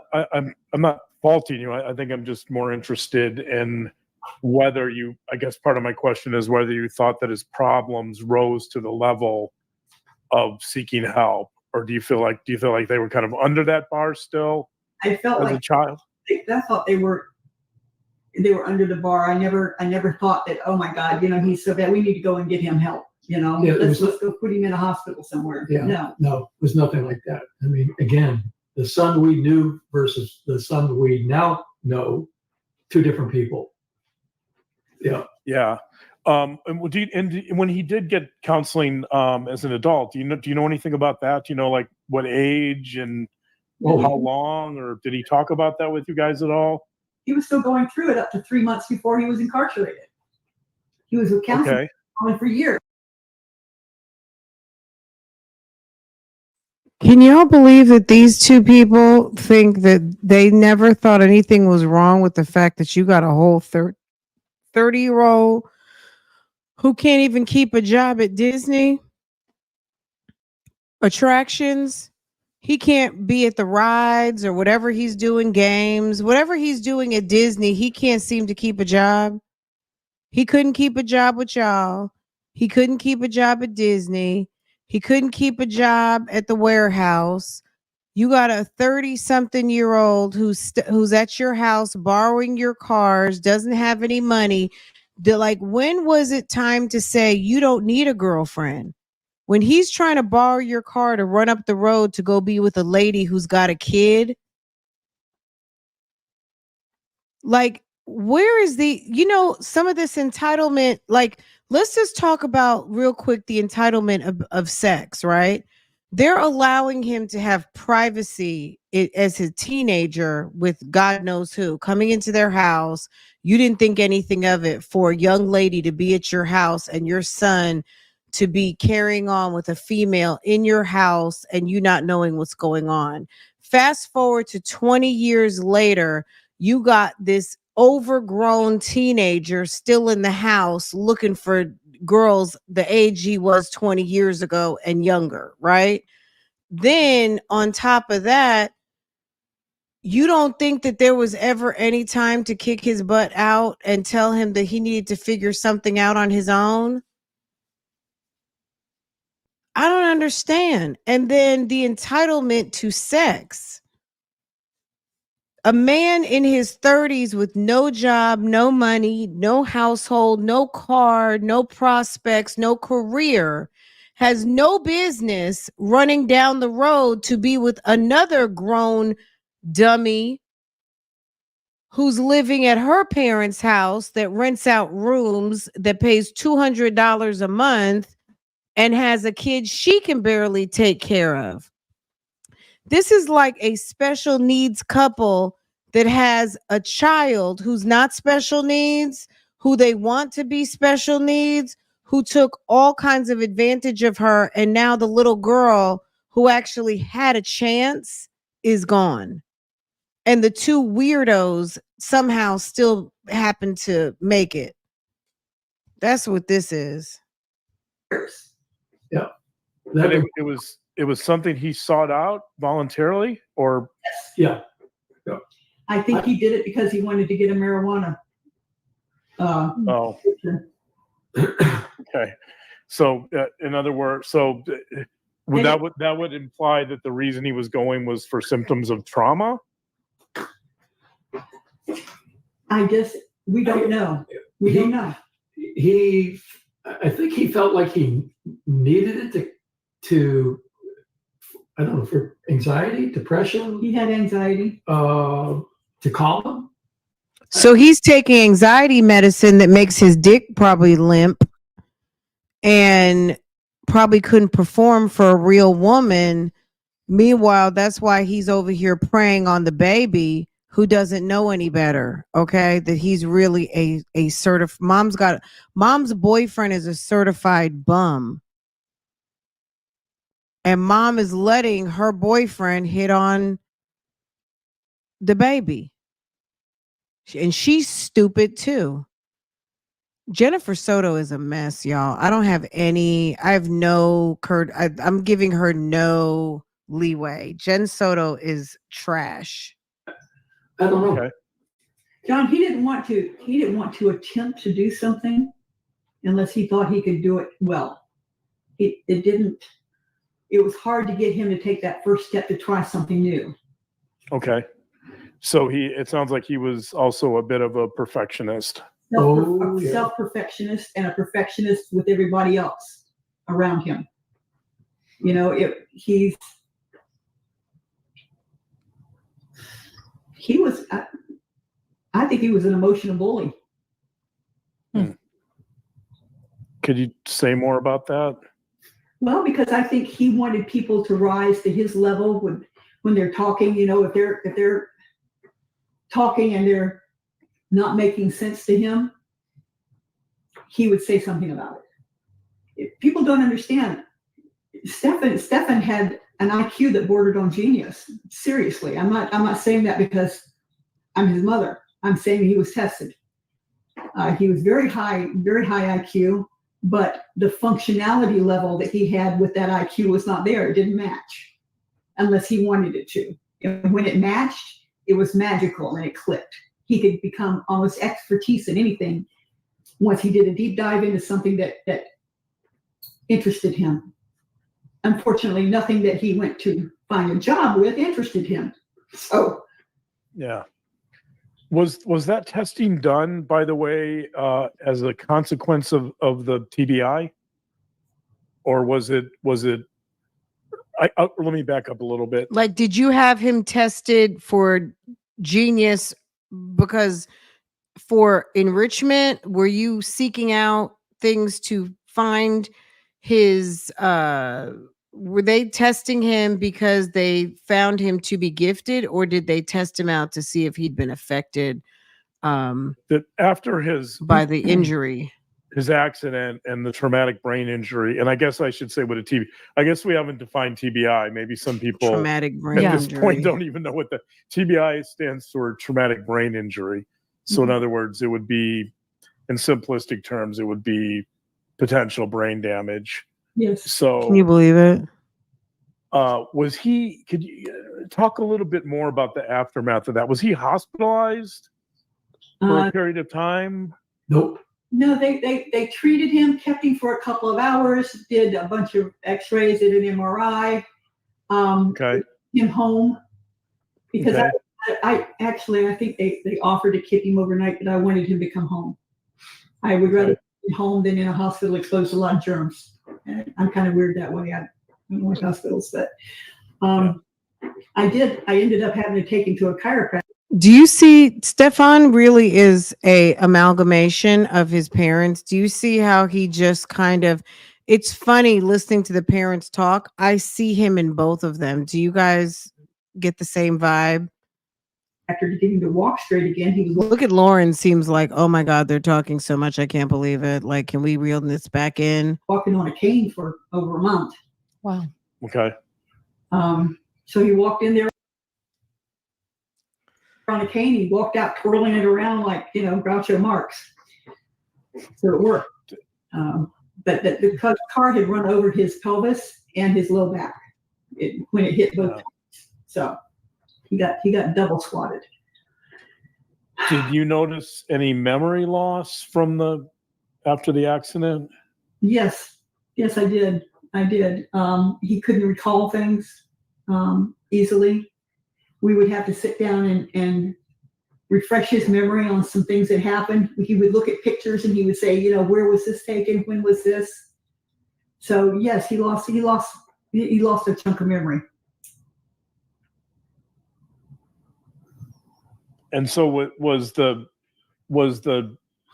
cognitive testing or the neuropsychological testing, was that done later to kind of assess?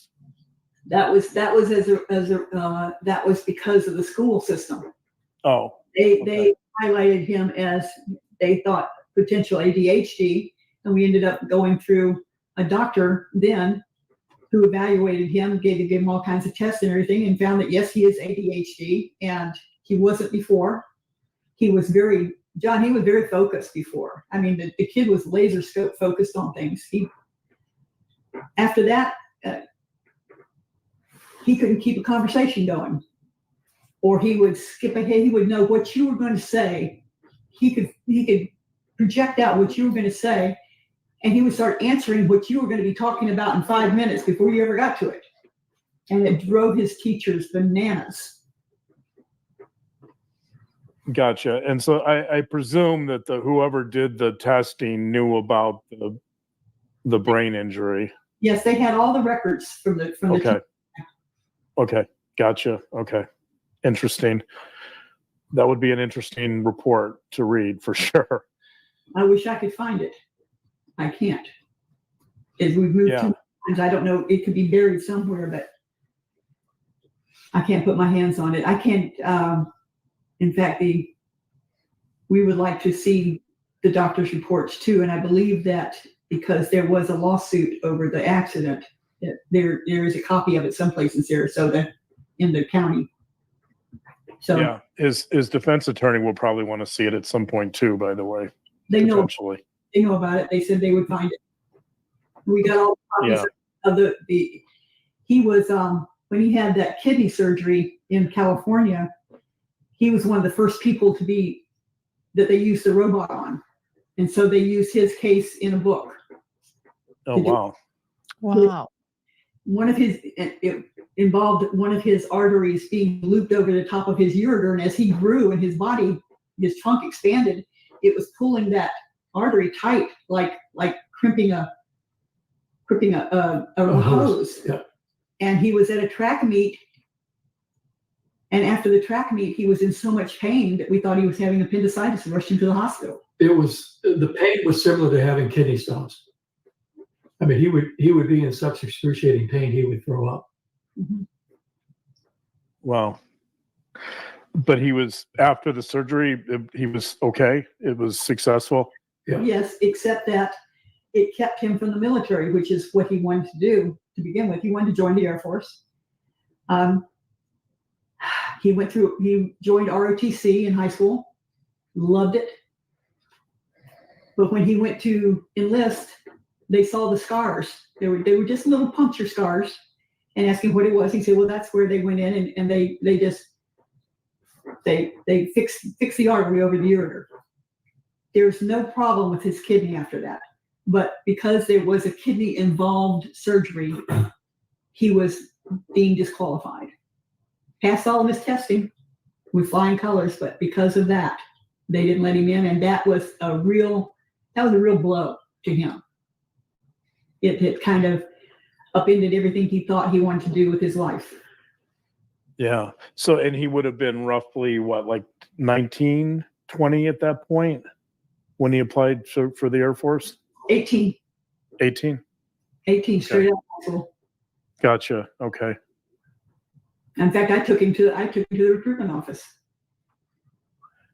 Did you notice after he was rejected for that? Did you notice any changes in his demeanor? Very depressed, and very angry. Angry Okay. which ended up being so minimal, was going to cause such a huge rift in his life. Yeah. Interesting. Okay. And I presume that he couldn't revisit that after they reject him once, then it's... No, it stays on their record forever.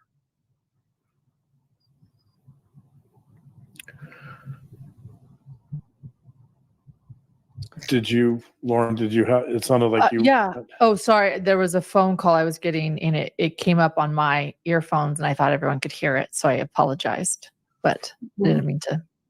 Yeah, I couldn't hear it. Okay. No, I'm waiting for you to make sure that you have all of your questions. I have a few more questions, but not until you feel like you understand. I wanted to, yourself. thank you guys for sending over kind of a summary of your thoughts before this interview. That was helpful to me. There was one thing that I wanted to read here that really stood out for me.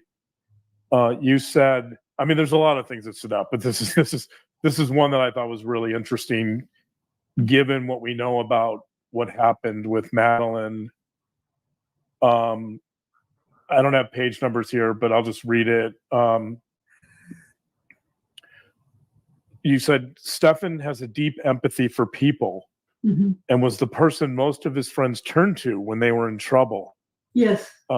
And you also talked about how he considered becoming maybe a drug counselor and helping people with that, right? And so, that was after David's death. Yeah. And so I think what's interesting to me, I'll have you guys talk about that in a second. I just want to reflect on that for a minute. Is that I think there's this tendency to want to pigeonhole people and say, this guy's a monster, or he's a psychopath, or whatever. But when you say that and you talk about that side of him, I think it's important to recognize this is your son, and this is a complex human being with a lot of different emotions. And even though you guys describe him as a liar and a gaslighter and all, he's all these negative things, it's also important to remember that this is someone with a lot of empathy. Mm-hmm. And someone who for the most part, it sounds like he did want to do good, or he wanted to be close to people, to be close to you guys. And so I just want to point out that people can be contradictory. Things are never as simple as they seem, right? And so I thought maybe I would just throw this over to you guys to talk about those contradictions in your son, and how he wasn't just one thing, he was a multitude of things. Aren't we all? Right. But could you maybe talk about, can you tell us a little bit about the empathy and the positives and the things you really loved about Stefan? Okay. I'm a big animal person. He had such a love for animals. He was so careful with them. I mean, even when he was living with Jen, they found a kitten in the parking lot that was basically dying, and they scooped it up, took it down, and brought it back. She still got the cat. When he went to help us move Chris's sister out of a place where she was and into a hospital, because she is She has some problems. She's in assisted living. She has dementia. Yeah, she has advanced dementia. But she had a dog. Well, they found that dog in the apartment in horrible conditions with a harness that was grown into his body, and Stefan couldn't leave the dog behind. He brought the dog home with him, and on the way home, he called. He said, "We've got to get him washed. We've got to get him groomed. He smells. He's got poop all over him," and and so we did. We paid for that, and he brought that dog home, and that's Sailor, and that's who Jen has now as her ESA. So he loved the animal, loved his horse Rue, really did. Loved all the horses, loved all the poodles here. He had his own poodle for a while, Shadow, but then when he left home. Okay, so that's the dog connection. So the traumatized dog became Jen's her special friend dog, her service, her emotional support doggy. The traumatized, abused dog. This is a clusterfuck of weirdos. I'm sorry. He couldn't take Shadow with him, and Jen didn't want a big dog because he would jump up and knock Madeline over. So when the chance came to rehome Shadow, we did, and that broke his heart because we did that. But Skippy the squirrel. Yes, he was always bringing animals home. He got bitten by a snake, and he came and got me. He says, he's holding his, it bit me. Okay, I'm mad at Lauren and Dr. John. Can y'all please bust in and ask them some more pointed questions, please? We got to find the part where they talk about, let's see where we are. Let's see where we are. Y'all. Okay, let's see. Okay. I don't want to mess up the thing, but damn it, we gonna take a shot and see if we can find it to the spot that we need to. Thing that really made me angry, still does, is he always covered for his friends. He would lie to us about what they were doing when they were doing something. Dr. John, can you butt in somewhere? And I would, because my mother did the same thing to me. Any of us who had a friend in need, my mother's house was anyway, because I had to have some surgery done, and I needed to have somebody that could help me rehab from it because I was not.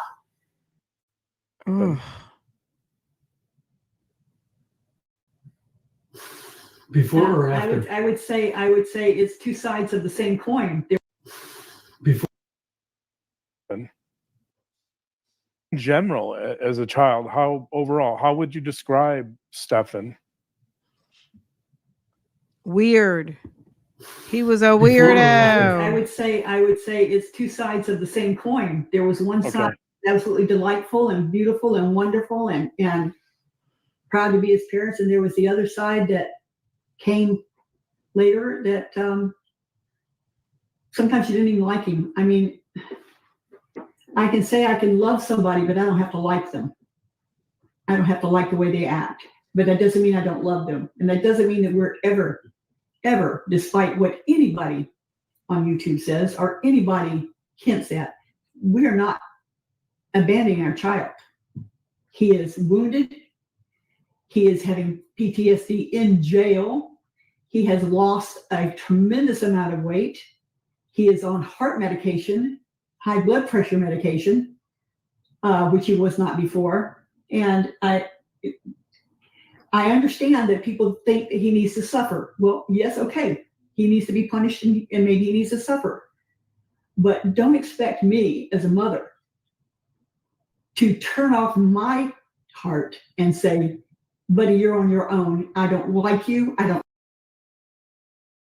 don't understand how this lady over here is talking to the YouTube streets. It's like, ma'am, that's your kid, sis. Like, what she has to understand is you can get on the mountaintop. This is YouTube. You can say as many Easter speeches as you want. It's not going to stop people from feeling how they feel. Just like how you feel, how you want to feel, Debbie. Somebody else is going to feel how they feel. And if they feel like you're a bad mother, too bad, sis. It's just it. It's too bad. Too bad, I don't like Debbie. what you Too did, bad, so and I'm sad. not going to stand by you. Thank you, boo. Thank because I you. want him for the time he has left on this earth, and we don't know how long it is. I will give him as much support as he wants and needs. I want him to be strong in body, mind, and spirit. I want him speaking to God. I want him asking for forgiveness. If we can do what we can to keep his mind active, because he is in solitary and has been for 8 months, I will send him as many books as he wants to read. And it's nobody else's damn business what I do with my money or where I send a book. Do you see what happens when people watch too much YouTube and they're talking about you? People lose their shit. If people are talking about you on YouTube, don't tune in. Do not tune in. I'm telling you, you can't, no matter how much you think you can take it, you can't. You can't. Mom's about to lose her shit. You hear me? They're losing their shit already because they're already doing interviews on the platform that they like the best. They already selected a platform they like the best of the platforms that they watch because they're mad because all of the dialogue on YouTube about their son is bad. So they're coming to change hearts and minds, but they look like the Grim Reaper and his wife, okay? They look like Grim and Grimma Reaper. They look like Mr. and Mrs. Reaper. And that's on reaping what you sow. Okay? You guys sowed Stefan to the world, and look what happened. So, and if we want to give him commissary money so he can have coffee or hard candy, whose business is it of it? Why is it Really? your business if I give my son hard candy?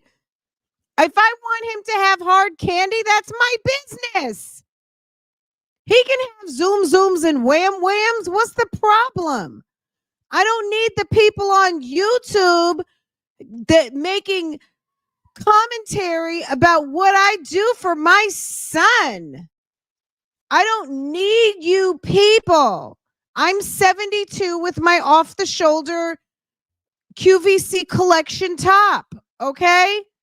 If I want my son to have gum or candy, mind your business. Wouldn't they do the same? Would anybody? I mean, I don't understand throwing them out like bad fish. Yeah, our love is unconditional and unwavering. It's not our happen. love in our alleged murderer son is unconditional. We unconditionally love our son accused of murdering a 13-year-old. We're not we're gonna send him gum and candy money. We're not going to throw the baby out with the bathwater. We're sticking by him. At the end of the day, we're still trying to make it make sense. Our Jen defense. Somehow Jen made him do it. We never liked her. But we loved the daughter. We hated the mother. That attitude and just abandoned their child. We only wish she'd taken Jennifer out. We would have taken care of Maddie. Okay. Mm-hmm. How many of you think that,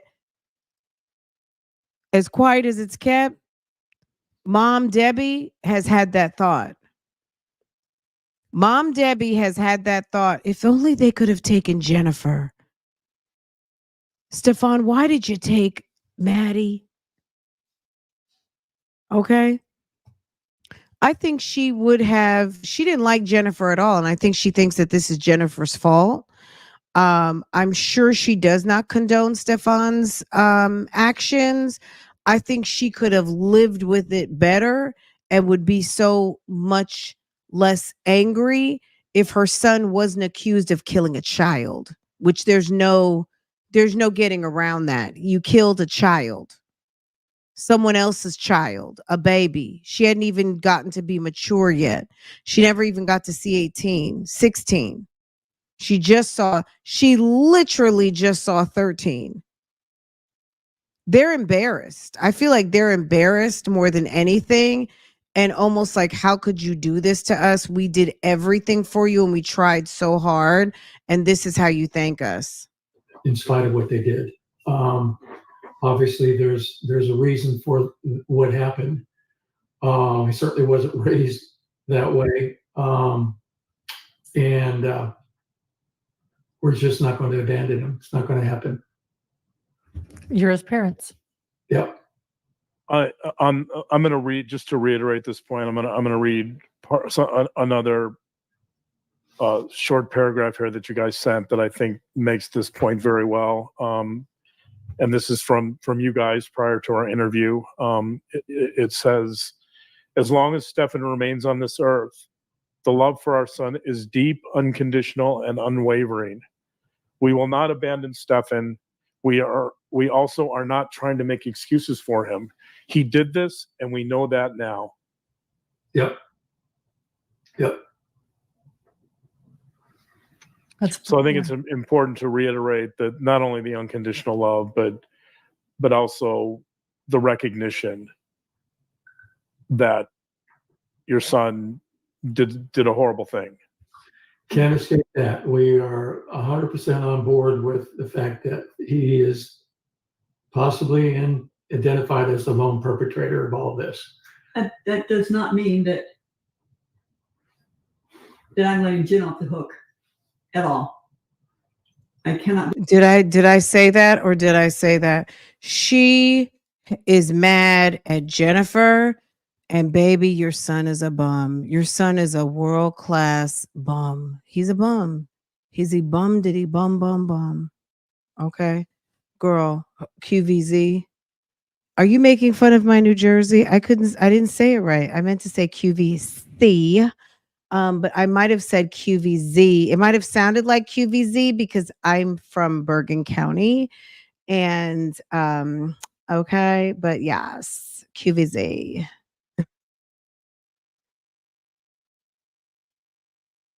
Lone perpetrator. That's what Dad says. Dad has the realization. Look at Dad's face. Dad is so disappointed. Okay. I believe that somebody let this go on underneath their nose for 7 years. As he should be. I don't understand how she didn't have a connection with Maddie enough that Maddie could go and say, hey, maybe my, something's not right here. Well, even the Or I'm roommates, scared or whatever. roommates even questioned Jen. They said, "You're okay with this? You're allowing this?" I was like, huh? They don't like Jen, and they feel like Jen was a bad influence. Can you believe that you've got people in their 70s talking about their fugazi ass, low potential, high scoring son who turned out to be a low potential ass dude that is living from pillar to post at the kindness of women and his parents in his 30s, and you're going to continue to blame Jennifer? This is the Jennifer's no prize, and we know this, but at the end of the day, Stefan was living at her shit. Like but both of these two people both lived up under roofs of their parents. Jen's rooming house was her dad's. Okay. So Madeline was living at her grandfather's townhouse where her mother rented a room. Okay. And apparently she did. But the immunity just galls me. I'm sorry. It galls me. All of the lies. Okay, Jen could lie. Jen offered up her daughter. Jen was asleep on the job as a mother, but your son managed to finesse 30,000 plus pictures of child pornography, including the child. That might be something Jen didn't have anything to do with. So yes, Jen gave him accessibility, but he jumped to it. He already had that in him. For this man to have 30,000 child pornography pictures, sir, ma'am, Mr. Mrs. Reaper, stop. All the things that she did are all wiped clean. She never has to worry about it again. Does she? Well, he killed her daughter. If any, I mean, at the end of the day, Jen really doesn't deserve a pass. She really doesn't. However, let's remember her daughter is dead. Your son is alive and sitting in jail for killing someone else's baby. Okay. If someone had taken out Stefan, oh, y'all would be cutting the fool around here. Okay. Y'all would be cutting the fool. But what we have to understand is even though Jennifer is fugazi, and yes, this is a lot her fault because she gave this man access to her child, it's your child that killed her child. All right. Did they give her complete immunity? Conditional. Well, I think it's, I forgot what they call it, derivative? No. Derivative immunity. Yeah. Which essentially means that at this point in time, she cannot be charged with that interview that she gave or what she shares with police. But if there's additional evidence of a crime that shows up, she could still be charged for. Yeah. Well, ask yourself the big question, the really big question out there. All of that stuff on the computer, all of that stuff on his phone, all of the money that was coming in by the handfuls and the way they were spending it. Where did it come from? And could she, I mean, obviously she also participated in spending the money. So do you think she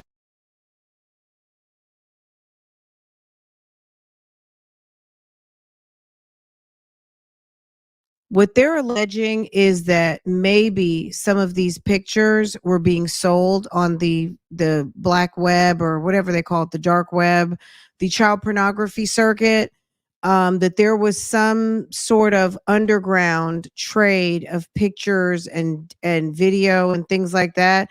And she's saying all kinds of money. I mean, if that's the case, I don't know. I don't know if that was happening or not.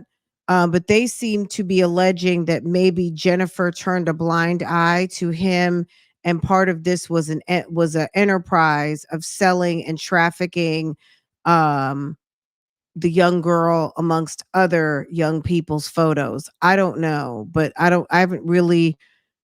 Only thing that I'm hearing that from is from them. I don't know if he was a trader more so than just somebody who cultivated and kept his own collection of photos. I'm not really sure. I mean, Stefan is definitely a perv. was at all? Did they say the part yet where they said that he found they kind of jumped into that part of he found Maddie at the house? Did you hear that? I'm not talking about outside. I'm talking about how point A to point B. How did she get to that spot outside? If you allegedly took her to school, you threw away her backpack, all of the things. If Maddie is still here, I'd agree 100%, but she's not, and that's all on him. Yeah, I think they're trying to find reasons. I hope Madeline's birthday money was collected in evidence. Allegedly, they were saying that maybe some of her birthday money was missing, and I wonder if he stole her birthday money. He's an ass. It matters, but he's still involved in that. Jen is not solely. No, I don't think there was a criminal enterprise. This is the parents' theory: is that there was a criminal enterprise brewing, and there was some trafficking going on. There's no evidence, as far as I know, that she was being trafficked more so than he was a private collector of photos. I think the point in mentioning this is that they're trying, in my opinion, they're trying to find something. They don't like Jennifer at all, and they really want someone to blame because I feel like they've done a lifetime of finding reasons as to why, as parents, you fucked up. Maybe you just got a bad seed. I don't know. But I think they're trying to find reasons for it to not be their fault that their son is sitting in jail and he's a bum. He's a bum and he's a murderous bum.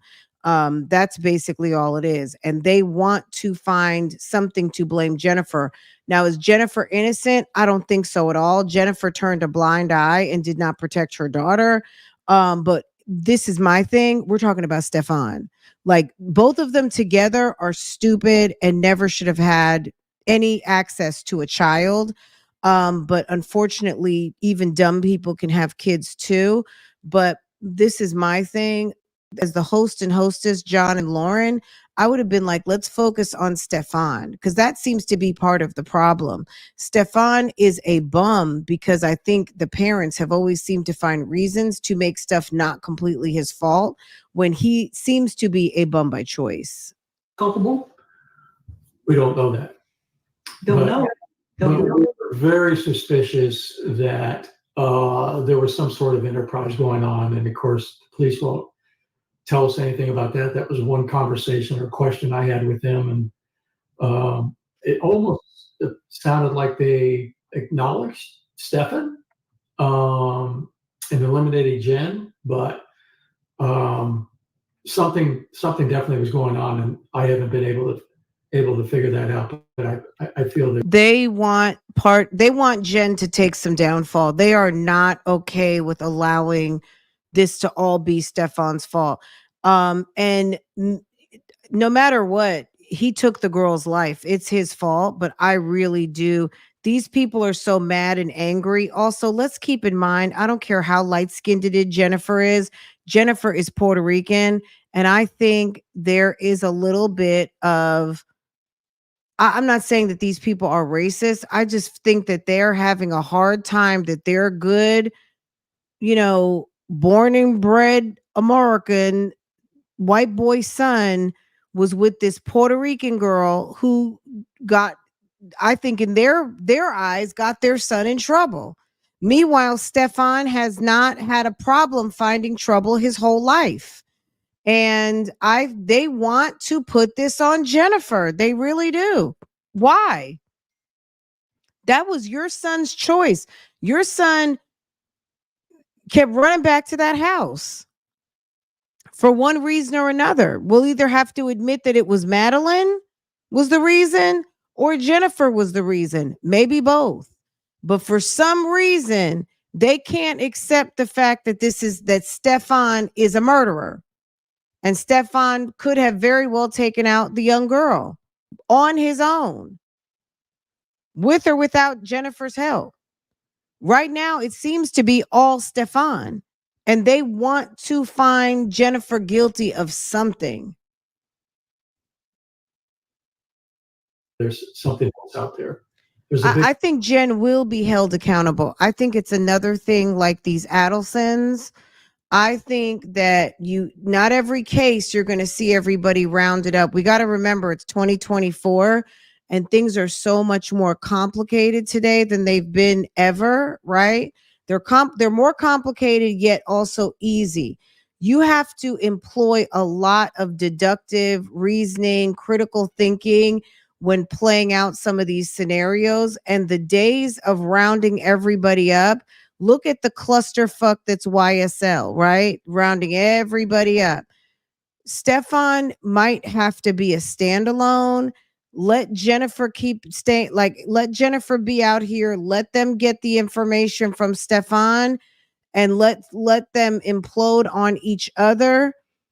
Jennifer imploding on Stefan will take down Stefan. Stefan imploding on Jennifer will take down Jennifer. You got to give it a little bit of time. There's people out here who are worried about Wendy Adelson still going to yoga classes and living her life and spending and doing whatever she does, right?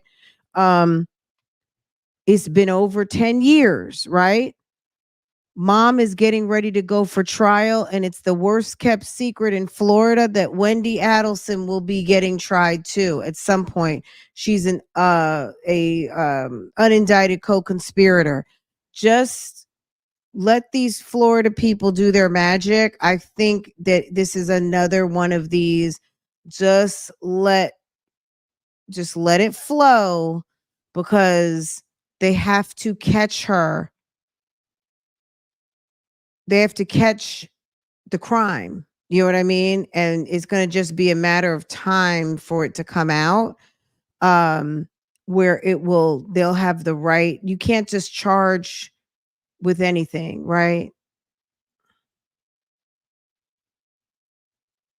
The parents think the pictures are just of Madeline posing. They don't get that the pictures are their son's demonic behavior. She wasn't posing. Yeah, to me, that's yeah. Bigger web, possibly. As far as I know, I mean, that in all the images they have, there's not a single image that I'm aware of where Jen is in it. Yeah, he's a murderer. Absolutely. From what I've read, Absolutely. everything is perpetrated by Stefan. Right. I think there's definitely a lot of interest in Jen's potential role, and it's certainly something we've raised on our channel, in terms of what did she know and what was her involvement. And right now, my presumption is that while she may not have been the best mother, there's not sufficient evidence to really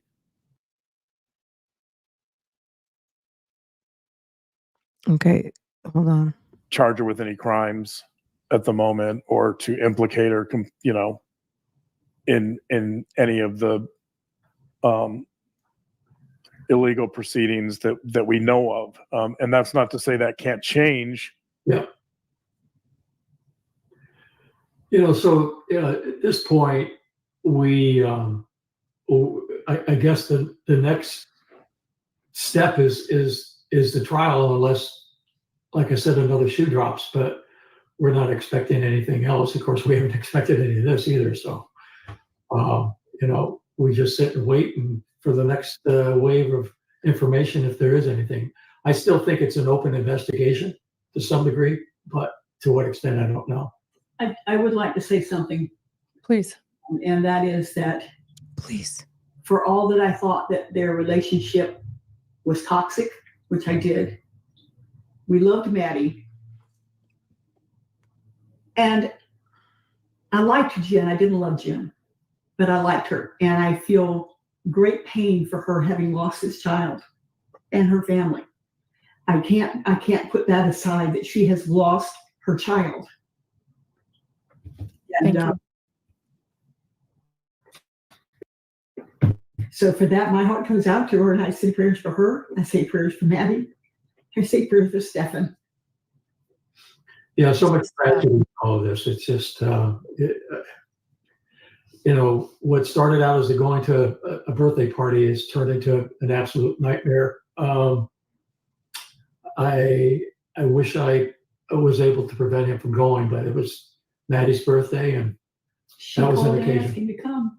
So She called and specifically asked him to come. No, yeah. You happen to live, we've talked about this, in the same city as the Laundries, the Right. Laundries, but Brian Laundrie's parents. Yeah. And people have compared you to them. And I want to point out something that I think is very clear from the FOIA documents, and that is that you've continuously cooperated with police. And I want to point that out, and thank you for that. And while your voices have sometimes shifted through the process, because as you've stated, you learned things along with the public, you were processing things. I know that since we've been talking to you, and admittedly we have talked to you before this interview, you share different views, and we've watched you sort of progress with the truth and the information that has come out there, just as we have, just as everyone has. And I want to point that out and acknowledge that for you, and see that you're changing your views and you're shifting your views and you're open. You also shared with us something that, I can't even fathom, as you learned about things slowly and were, again, processing and taking this in, and you handed over evidence to police. Here you go. Here's this, here's this hard drive. Take whatever you want. You let them into your home. Police is what I mean. They brought And our dogs in. yeah. I mean, let her finish your thought. okay. No, go ahead. You can interrupt anytime. This is for us to listen to you. Well, what's interesting, like I said, that Wednesday back in February, while I'm waiting to talk to the police, I'm not even sure they're even going to talk to me. Opening conversation was, were you aware that Stefan was in Northport? What exit do you live off of?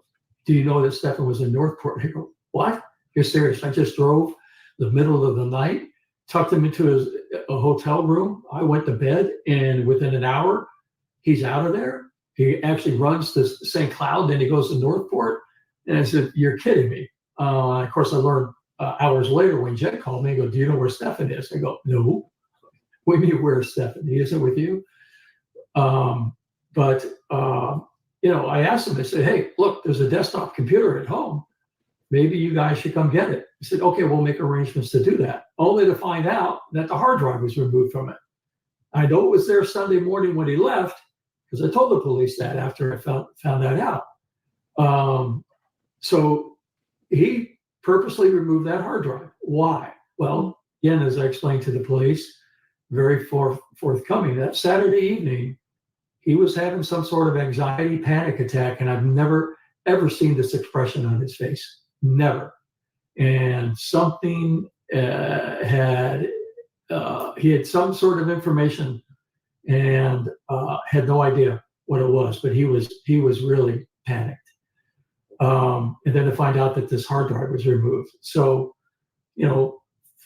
we're cleaning out his room a few weeks later, come across this USB drive, 2 of them, as a matter of fact. I put one in both of them computer. One had nothing, just like the evidence shows. The other one, I just hovered my mouse over the fields, didn't see any image, because again, you can't unsee what you see. It's just file names, File names, and just from the description, I said, this is not good. And I texted the detective and told him that I had some evidence to turn over to him.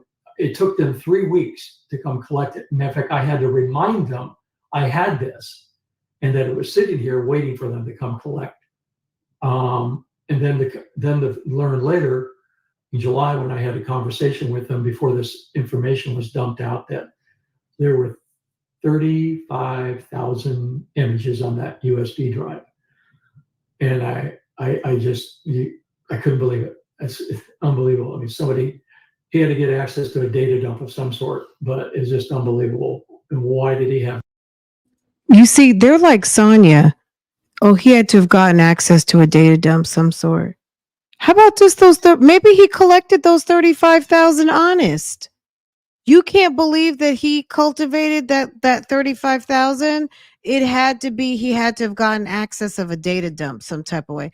These people got a reason for every damn thing. You know how some people have to have an explanation for everything?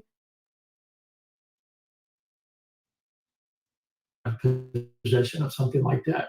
But every time we found evidence, I immediately notified the police. I mean, and that's what you're supposed to do. You don't get a cookie for turning over evidence.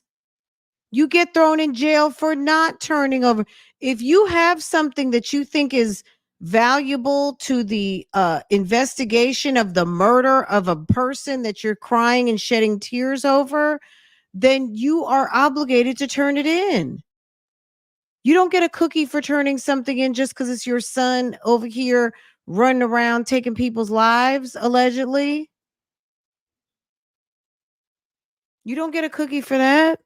It's toxic. Yeah, didn't want it in the house, but at the same time, we didn't want any appearances of being complicit and trying to cover anything up. We were, at this point, we weren't interested, and we wanted the truth out there.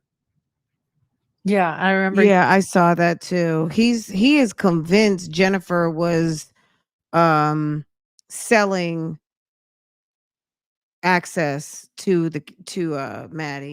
You sharing that, discovering those, that 30 over, I just can't even imagine how many images, and learning, right, that Stefan had this in his possession. And I can only imagine. I didn't even know I don't know how big that drive was, but I didn't imagine that you could hold 35,000 images on it. Well, I guess they can hold gigabytes of stuff, so I guess they can, but it's just hard to believe it. I feel sorry for the person who went through it and looked at every single image. And the detectives did. Yep. I mean, how do they unsee that? How about, how do you unsee that stuff? How about the 35,000 images and the however many victims that are in those images. Are they alive? Are they dead? Are they damaged? Are they ruined?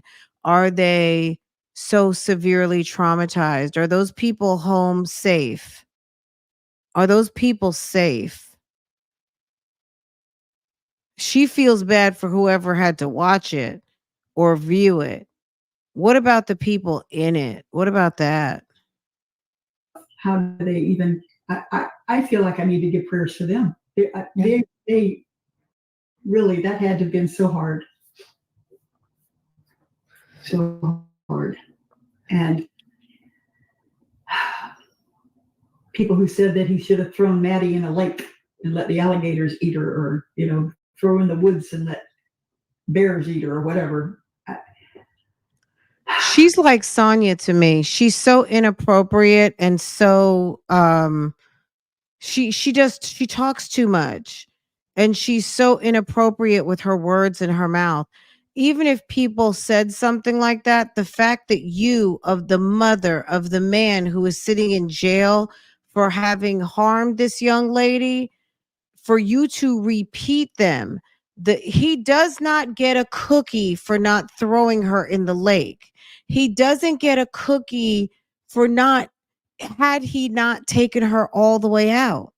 You he doesn't even get a cookie had he left her alone. You don't get a cookie for doing the right thing. I don't think that he did that. I think he was careful in placing her where she would be found quickly. I think somewhere deep down inside, he did not want her out there very long. So they're placing him. Do you hear that they're placing him with the body? Are you catching that? Just listen. I'm not going to say anything else. Let's listen. I think he was careful in placing her where she would be found quickly. I think somewhere deep down inside, he did not want her out there very long. I went to bed, and Debbie went to bed that Monday night when the supposed disappearance happened, and Stefan describing trafficking, what have you. I went to bed thinking the worst, that she's in a shipping container, crammed full of other kids, and going to be deprived of food and water and access to the. They just knew that they had trafficked her out. So you're hearing that they thought she was in some sort of shipping container, that they were having her sent off somewhere weird, where they take advantage of young girls. And this is what they were thinking. This is what they accused. This is where their mind went. Okay. Appearance happened, and Stefan describing trafficking, what have you. I went to bed thinking the worst, that she's in a shipping container, crammed full of other kids, and going to be deprived of food and water and access to the bathroom for days on end, and what have you. That was the impression I was left with Monday evening, and then carried over into Tuesday, and even later into that night, and not discovering until much later that it was all made up, and that there was something more serious involved. I mean, really, really ticked me off. Not only that, but it caused us high anxiety, which we don't need in our condition. And that was what I was doing out there, screaming at God. Why? Why would you do this? I am a Christian. I don't know that I'm a great Christian, but I am a Christian, and I do love people. I just don't understand them all the time. But I do have empathy for them, and I do, even these people who have sent me some ugly things. I know it's probably hard for anybody to believe that I would actually say prayers to these people, but I think something triggered them, maybe something in their background, in their life that was similar. And I feel so bad for them that they see these things and then they relive it. I can't imagine it. I know what it feels like to feel helpless. Do you feel that, so setting aside Jen's responsibility, that's still unknown, right? We can speculate, as you said, we're speculating, we don't know. Do you feel, though, that Stefan manipulated Jen? I think they manipulated each other. Yes. Yeah. They manipulated. She was Based on his actions, that Monday morning, he certainly knew how to manipulate her. I mean, going in to collect the dog, making sure she didn't come out of the bedroom. He's got Maddie up hours ahead of school. School didn't start till 9:38. He's got her up at 7. Right. And he's going out the door at 7:30. What's he going to do for 2 hours? I mean, when you see this timeline of stuff, and he goes, "Oh my God!" But again, taking the steps necessary to preserve, his privacy or his actions, and going in and collecting the dog, taking the dog out, and, "Hey, Jen, you go back to bed." "Oh, okay, thanks, appreciate it." Definitely wanted to keep her where she was at. It was underhanded, Yeah. sneaky. I mean, Lauren, if it's, I pray to God that it was an accident, that he got mad and that it was an accident, because he didn't really had gone that far. Sure. Because he did tell us that he put her, You see, this is okay. Let me give you my opinion too, real quick. This is the reason why you do not get close to, develop, and form relationships with people that are part of the subject matter to which you're reporting. My opinion. Okay. These people are just talking. And the fact that the mother is still trying to bargain, the stages of grief, right? She's still bargaining, trying to make some sort of sense out of how her son, not Stefan, I'm just saying her son could do what he did. And she's still even articulating, sounding like a complete fool, that she would hope that it was an accident. How is it an accident that you have the police running around for 5 days looking for a 13-year-old that does not belong to you? How is it an accident that you tell someone a lie, that they continue with their lie? Let's say Jennifer, according to her, this is what Stefan told her, and she just took that and ran with it.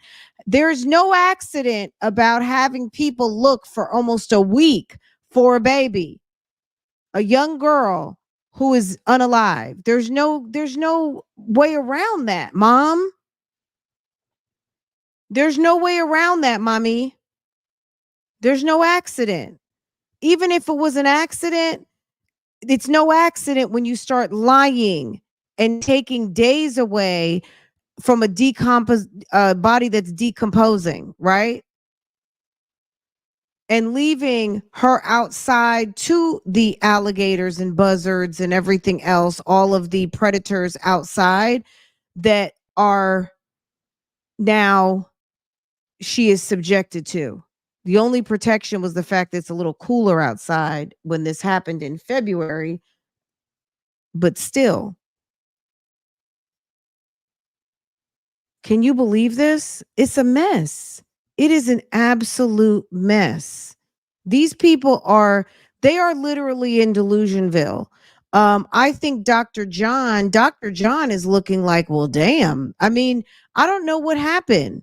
But back to my point, when you're doing this type of work and you're reporting on news stories and things like that, I'm not a journalist and I hadn't worked as a journalist, but I've worked in a job where confidentiality is very important. And I've been in situations where I'm friendly or friends with someone, and then all of a sudden I'm on the clock and it's an HR situation, and it's very awkward. It is awkward.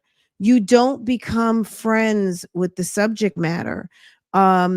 It's not that people in the office or people in leadership don't want to be friendly and they're not nice and this, that, and the other thing. But when it turns from one part of a job to another part of a job, it can be awkward.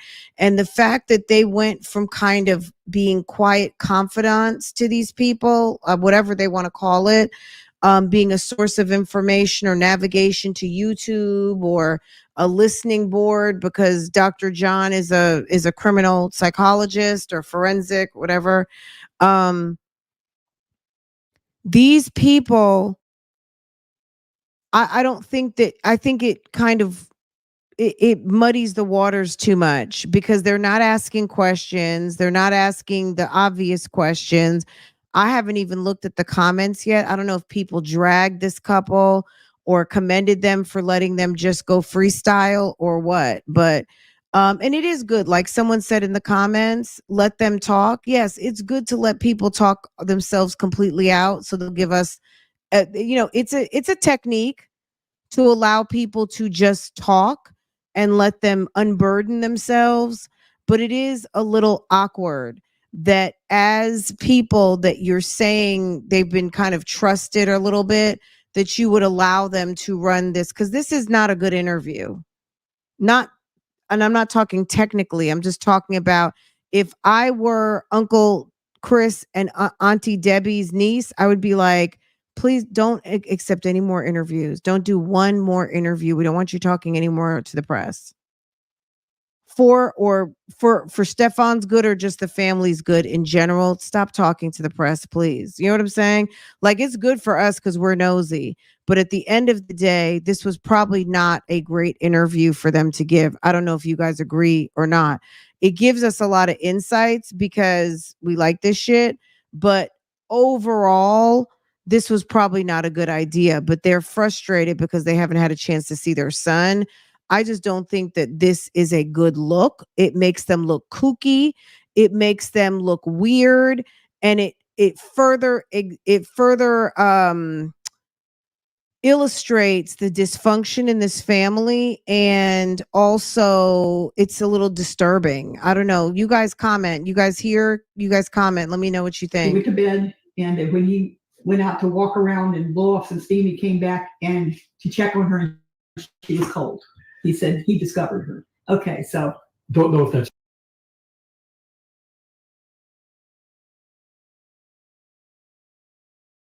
Did y'all hear that? Stefan's parents placed him with the body dead. Okay. Meanwhile, he was still saying he dropped little sis off at school. Hello? Are y'all here? Hold on. I am a Christian. I don't know that I'm a great Christian, but I am a Christian and I do love people. I just don't understand them all the time. But I do have empathy for them, and I do, even these people who have sent me some ugly things.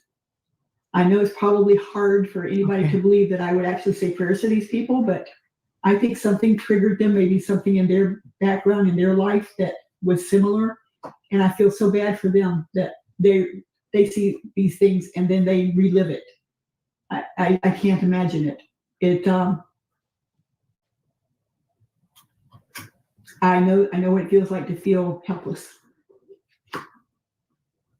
Do you feel that, so setting aside Jen's responsibility, that's still unknown, right? You know, we can speculate, as you said, we're speculating, we don't know. Do you feel though that Stefan manipulated Jen? I think they manipulated each other. yes, yeah. They manipulated. She was. Based on his actions, that Monday morning, he certainly knew how to manipulate her. I mean, going in to collect the dog, making sure she didn't come out of the bedroom. He's got Maddie up hours ahead of school. School didn't start till 9:38. He's got her up at 7. Right. And he's going out the door at 7:30. What's he going to do for 2 hours? I mean, when you see this timeline of stuff, and he goes, "Oh my God!" But again, taking the steps necessary to preserve, his privacy or his actions, and going in and collecting the dog, taking the dog out, and, "Hey, Jen, do you go back to bed?" "Oh, okay, thanks, appreciate it." Definitely wanted to keep her where she was at. It was underhanded, sneaky. I mean, Lauren, if it's, I pray to God that it was an accident, that he got mad and that it was an accident, because he had really gone that far. Sure. Because he did tell us that he put her, she went to bed, and that when he went out to walk around and blow off some steam, he came back and to check on her, and she was cold. He said he discovered her. Okay, so don't know if that's the truth. Yeah, That's the truth. Don't know if anything's the truth, but It's what he told you. Yeah. He discovered her. Of course. Well, wasn't she sleeping in the bed with you? Wasn't she in the room with you? You discovered her dead in the room. Why didn't you call 911? yeah, it's just Lips are moving. Don't know if it's the truth. Right. It's just what he's relaying. Yeah. And I'm sure you do a lot right now to protect and process. And what's the follow-up question? Okay, you found her. She was dead. What else? Why didn't you call 911, son? What did you do from then? Oh, you decided it was a good idea to go run her and put her in the car, have her drive her around like she's asleep, then put her in the trunk? That's not an accident, ma'am. what you know, They what haven't put happened. all of that out yet. I guess. Do you have anything else? So there was a broken bone that is consistent with maybe strangulation, but the full autopsy has not been revealed yet. It hasn't been revealed. There was a broken, I think, hyoid bone, if I'm saying it correct, which is indicative of a strangulation, but we don't know what else. Like the toxicology, they don't know everything else. So just we gotta kind of, I don't know. John, to say when it comes to this, or could I? Yeah, you and I, we've talked about this that on previous shows, but I can come up with plenty of scenarios where it seems like a very logical explanation to say it's an accident. It at least as much as saying it's premeditated. So yeah, I don't think it's clear cut. I mean, Stefan knows. Stefan knows. Yeah, Stefan knows. We don't. Whether or not he's telling us, we don't know. Yeah, whether he'll ever tell us the truth, who knows, right? But I presume if somebody's going to find out, it would be you two. Yeah. So, but I don't think but- I think he wants to put himself in a bad light with us. I think he wants to preserve some sort of image of himself as being culpable, but not completely culpable. Yeah, there's just no way for him to communicate with us without everybody knowing. You can't have face-to-face meetings. Everything's either text with the tablet or a phone call, and it's all monitored. So yeah, we'll never know. But oh, go ahead. Even when they are recording you, they still write things in their reports that are wrong. Can I assure you that I was never taken out of this house and not taken to an emergency room by the police? Oh, where's the bill? Where was the bracelet? I never left my house. I'm a diabetic. I hadn't been eating for over 24 hours. Okay. Okay. Right. I had a dizzy spell. They did bring in an EMT, check my blood pressure. It was a little low. They asked if I wanted to be transported anywhere, and I said no. I'm fine. I just need to eat. That's not in the report. They said they even gave the name of a hospital they supposedly took me to, which I've never heard of before. So I don't know how that happens unless they confuse. Okay, ma'am, but we do have an autopsy. We have a body. They got it wrong that you had a episode and you were treated by EMTs and not transported to the ER. Okay, is that okay? Are you okay? It's like ma'am wants a biscuit so bad. Two different actions that night and put me in one place and with somebody else. I don't know. Well, the two of you are going through the unfathomable. Like, honest, I don't think I can't comprehend it while you're learning that a little girl that you love is missing and then learning that your son is responsible. You two are also dealing with a lot of, I'll call it this, harassment and threats. While you're just trying to process your life's falling completely apart, or what you thought was your reality completely being turned upside down. Can you talk a little bit about that too? Because I just feel like in this true crime community, the way we cover crime is important, and we so often dehumanize the people we're discussing. And I just was wondering if you could share a little bit about what you two have been dealing with. Well, like I said, there's not a day that doesn't go by that we don't think about Maddie, and certainly. You know what? I'm sorry, and I don't want to make this a bad thing, but where's Maddie Soto's grandparents? Why are we seeing these two and people are supposed to feel sorry for them and we're not seeing the Sotos? Where is Maddie's grandparents? Where's the lady who threw Maddie the 13th birthday party? Where is the auntie? Where is Jennifer's sister? Where are the Sotos? Where is the dad who owned the townhouse? That's the people I want to see and hear from. The Stearns, it's like, are y'all good? You know how there's always somebody who wants to be on camera? Is I'm wondering, like, okay, you're not even the grandparents. This man wasn't even a husband. You know how I am. Why is Stefan getting stepfatherly read? Why are these people acting like their son actually was married to Jennifer? This man was shacking. He was shacking with a lady who had a daughter that he shouldn't have had access to. Can we talk about that? That's what I would like to talk about. Why was your son over there shacking with this lady and her daughter and trying to collect on some weirdo sicko shit with someone else's child? See, he's over there with someone else's daughter, not his wife, up in the damn townhouse, rooming house situation. People, Debbie and Chris, your son was a bum. I just want to say, like, Debbie, Chris, your son is a bum. And bummish things happen to bummish ass men. And he's a bummish ass man. And that's why he's sitting in the county jail on some murder charges, on some creepy okie shit of being of doing atrocious acts to a minor. Your son is a bum and he's got some bummish ass charges. Only charges only a bum would have. I don't care how many different ways they want to slice it.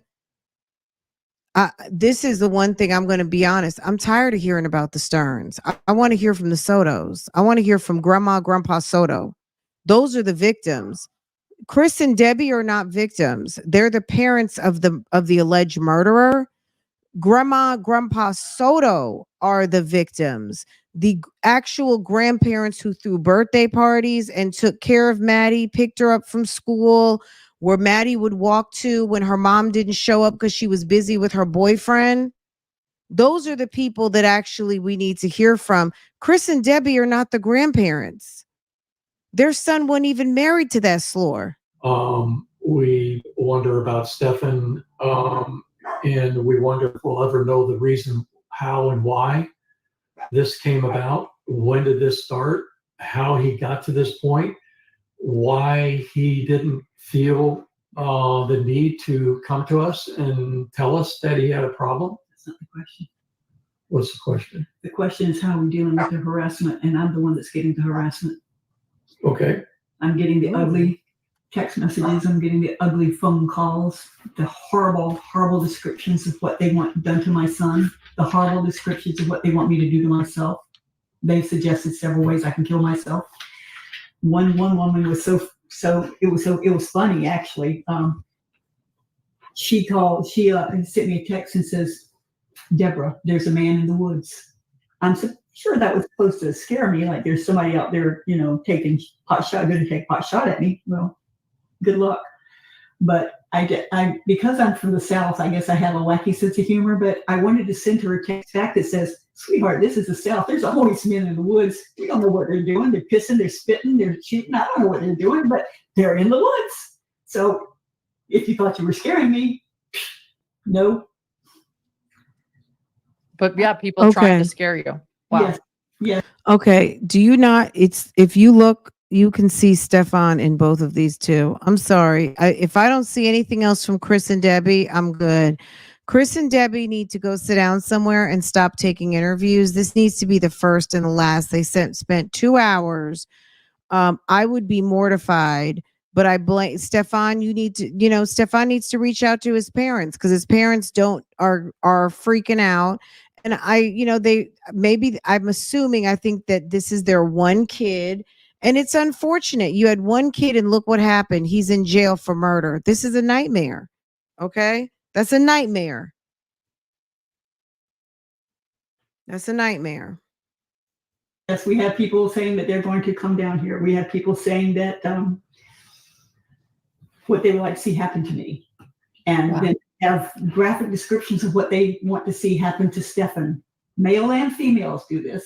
It's not that. And they can get to us no matter where, because every time we do something, like change our phone number, then they dox us again on YouTube and give us the new phone numbers. So, I mean, how many times do you have to change your phone number and your business cards? Gosh. What do we have to do? Do we have to live in self-confinement all the time?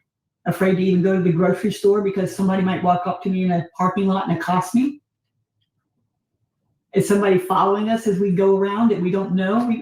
Cars parked around. We don't know if somebody's hiding in them watching us. Chris walked up the other day and there was a person out front with a cell phone taking pictures of our house. So, said he was, what did he say he was? He was taking some B-roll for somebody. Where B-roll is, taking B-roll for a television show, I guess. Yeah. But Yeah, we're not the story. We're not the face of this. Like I said, we're just as shocked by all of this. And we know as much as the public knows. No more and no less. You're not the story. Isn't this crazy? They say they're not the story, but most people wouldn't. When I saw George Torres's mother on the news, it was like a 4-minute interview. 4 minutes. George Torres's mom, and George Torres is a victim, right? His mom and dad are victims, right? These people, your son is the perpetrator the alleged perpetrator sitting in jail. And we haven't even seen Grandpa Soto. We haven't even seen them. And y'all have 2 hours to sit on a podcast? That's what I want to know. Whatever's out there. And if we've missed something in some of these reports, well, again, as I said, we've seen enough evidence to convince ourselves that Stefan did this and was involved. We're not denying that. I'll admit that I didn't believe it at first. I didn't. Certainly now I do. And I'm not making excuses for him. But as for me, the more people screw with us and the more lies they say, the more angry I get at them. Because why? What gives them the right? They have no skin in the game. They don't know any of us. They don't know anything about us, but they can sit there and just hold court on these shows, either by writing or by calling in and describe what they think we are and how we should be treated. Why? What does that do for them? And what does it do for us? Right. You got people. Why are you watching? And your life is falling apart, and everybody's picking at you. Why? So suffer in silence and close your windows, lock your doors, and get a new number. Like, you have to realize these people are, there are people out here who are angry.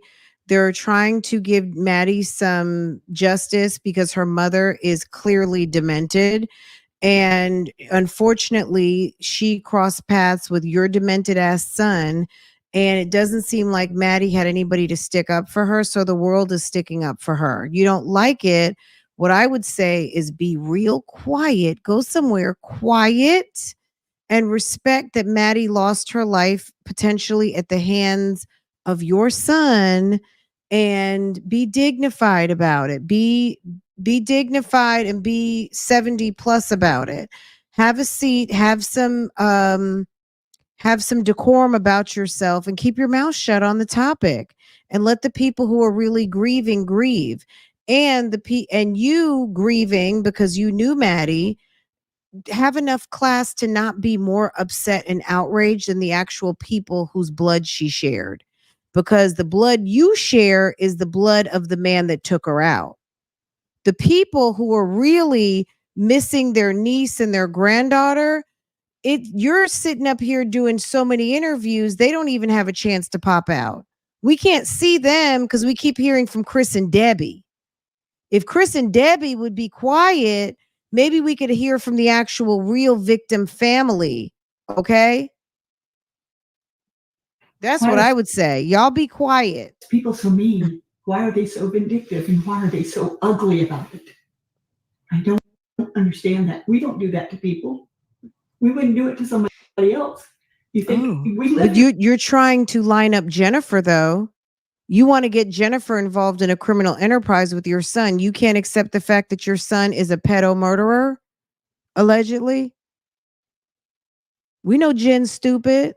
Jen might not be a pedo murderer, though. She might just be fugazi and needs to get what fugazi mothers get, which is a long jail sentence for being asleep on her job as a mother. But your son is the pedo alleged murderer, okay? So as the pedo alleged murderer, that's why people are being mean, because Maddie didn't have anyone to help her, okay? So instead of worrying about people being mad because of your son and his inability to control himself, you sitting up here trying to throw Jen up under the bus, but Jen's daughter wouldn't be dead without your son. Where the Landrys are. Do you think we went and harassed the Landrys and said, why did you do this? Why did you help him get away? Why did you do that? They happen to live in the same town with Brian Laundrie's parents, maybe not even too far. Brian Laundrie is the guy who took out Gabby Petito. They were YouTubers and they were documenting doing van life and camping and all kinds of stuff. And Brian took her out. We still don't know why his crazy behind took little Gabby out the game far too soon. Her parents trusted her to go cross country with this stupid boy, and the boy was jealous of her or had some sort of hate towards her and took her out. He drove back cross country, went to his parents' house, and then his parents helped him unalive himself. Okay? These two weirdos, Chris and Debbie, live in the vicinity of the Laundries. You know, okay? Did you know what was going on? No. It's none of our business. Well, it's none of their business about us either. That's the whole thing. Yeah. But they're so attracted to it, and they're so inflamed by what they hear on the YouTube channels, and they're allowed just free reign. And somebody said that we put in a complaint against YouTube, and we never done anything like that. We believe in the First Amendment and the Second Amendment. You know, it's freedom of speech, but by the same choice or chance, you can't scream fire in a crowded room. That's against the law. Well, why would you turn somebody? Why would you paint a target on my back, on my husband's back? Why? What good does that do? You're not punishing the perpetrator. You're punishing people who had nothing to do with it and didn't know anything about it and are just as brokenhearted as anybody could be. Maybe more so, because we actually knew these people and lived with them. These other people don't. They have no idea who we are. Well, hopefully today will help with some clarification and some understanding of your story and your situation and fear. I'm going to be honest. I don't think that this helped at all. I think that this makes them more of a target. The people that don't like Chris and Debbie, like for me, I don't care. I'm going to be honest. I don't care about Chris and Debbie. I just don't think that this was a great look for Chris and Debbie, because I think they came off more weird and more entitled and more kind of like, we did our best. I don't know how he turned out this way. Okay, well, I mean, you got a long time to think about it because your son's in a lot of trouble. Your son is in a lot just on the child pornography and endangering of a child and all of those things. Just on the 60 count indictment, that's a life in prison anyway. On top, and then the murder, it's a wrap. It's a wrap. So you guys need to. They're done. Your job as parents is over. Okay, they're definitely part of the problem. Just from a standpoint of, I think they're still trying to figure out how it's not their fault completely. So whatever. Anyway, guys, if you guys want me to come back, maybe later with the interrogation, not the 5 hours. Obviously 3 hours of the 5 hour video are just Stefan in various forms of sleeping in the interrogation room, but there's the last 2 hours. Maybe we'll do it some point. We'll do it some point this week. Okay. I've got some other stuff on this. Some things I'll put out on my channel. Some other stuff is accessible. Some of the documents, if you want to read the indictment is explicit.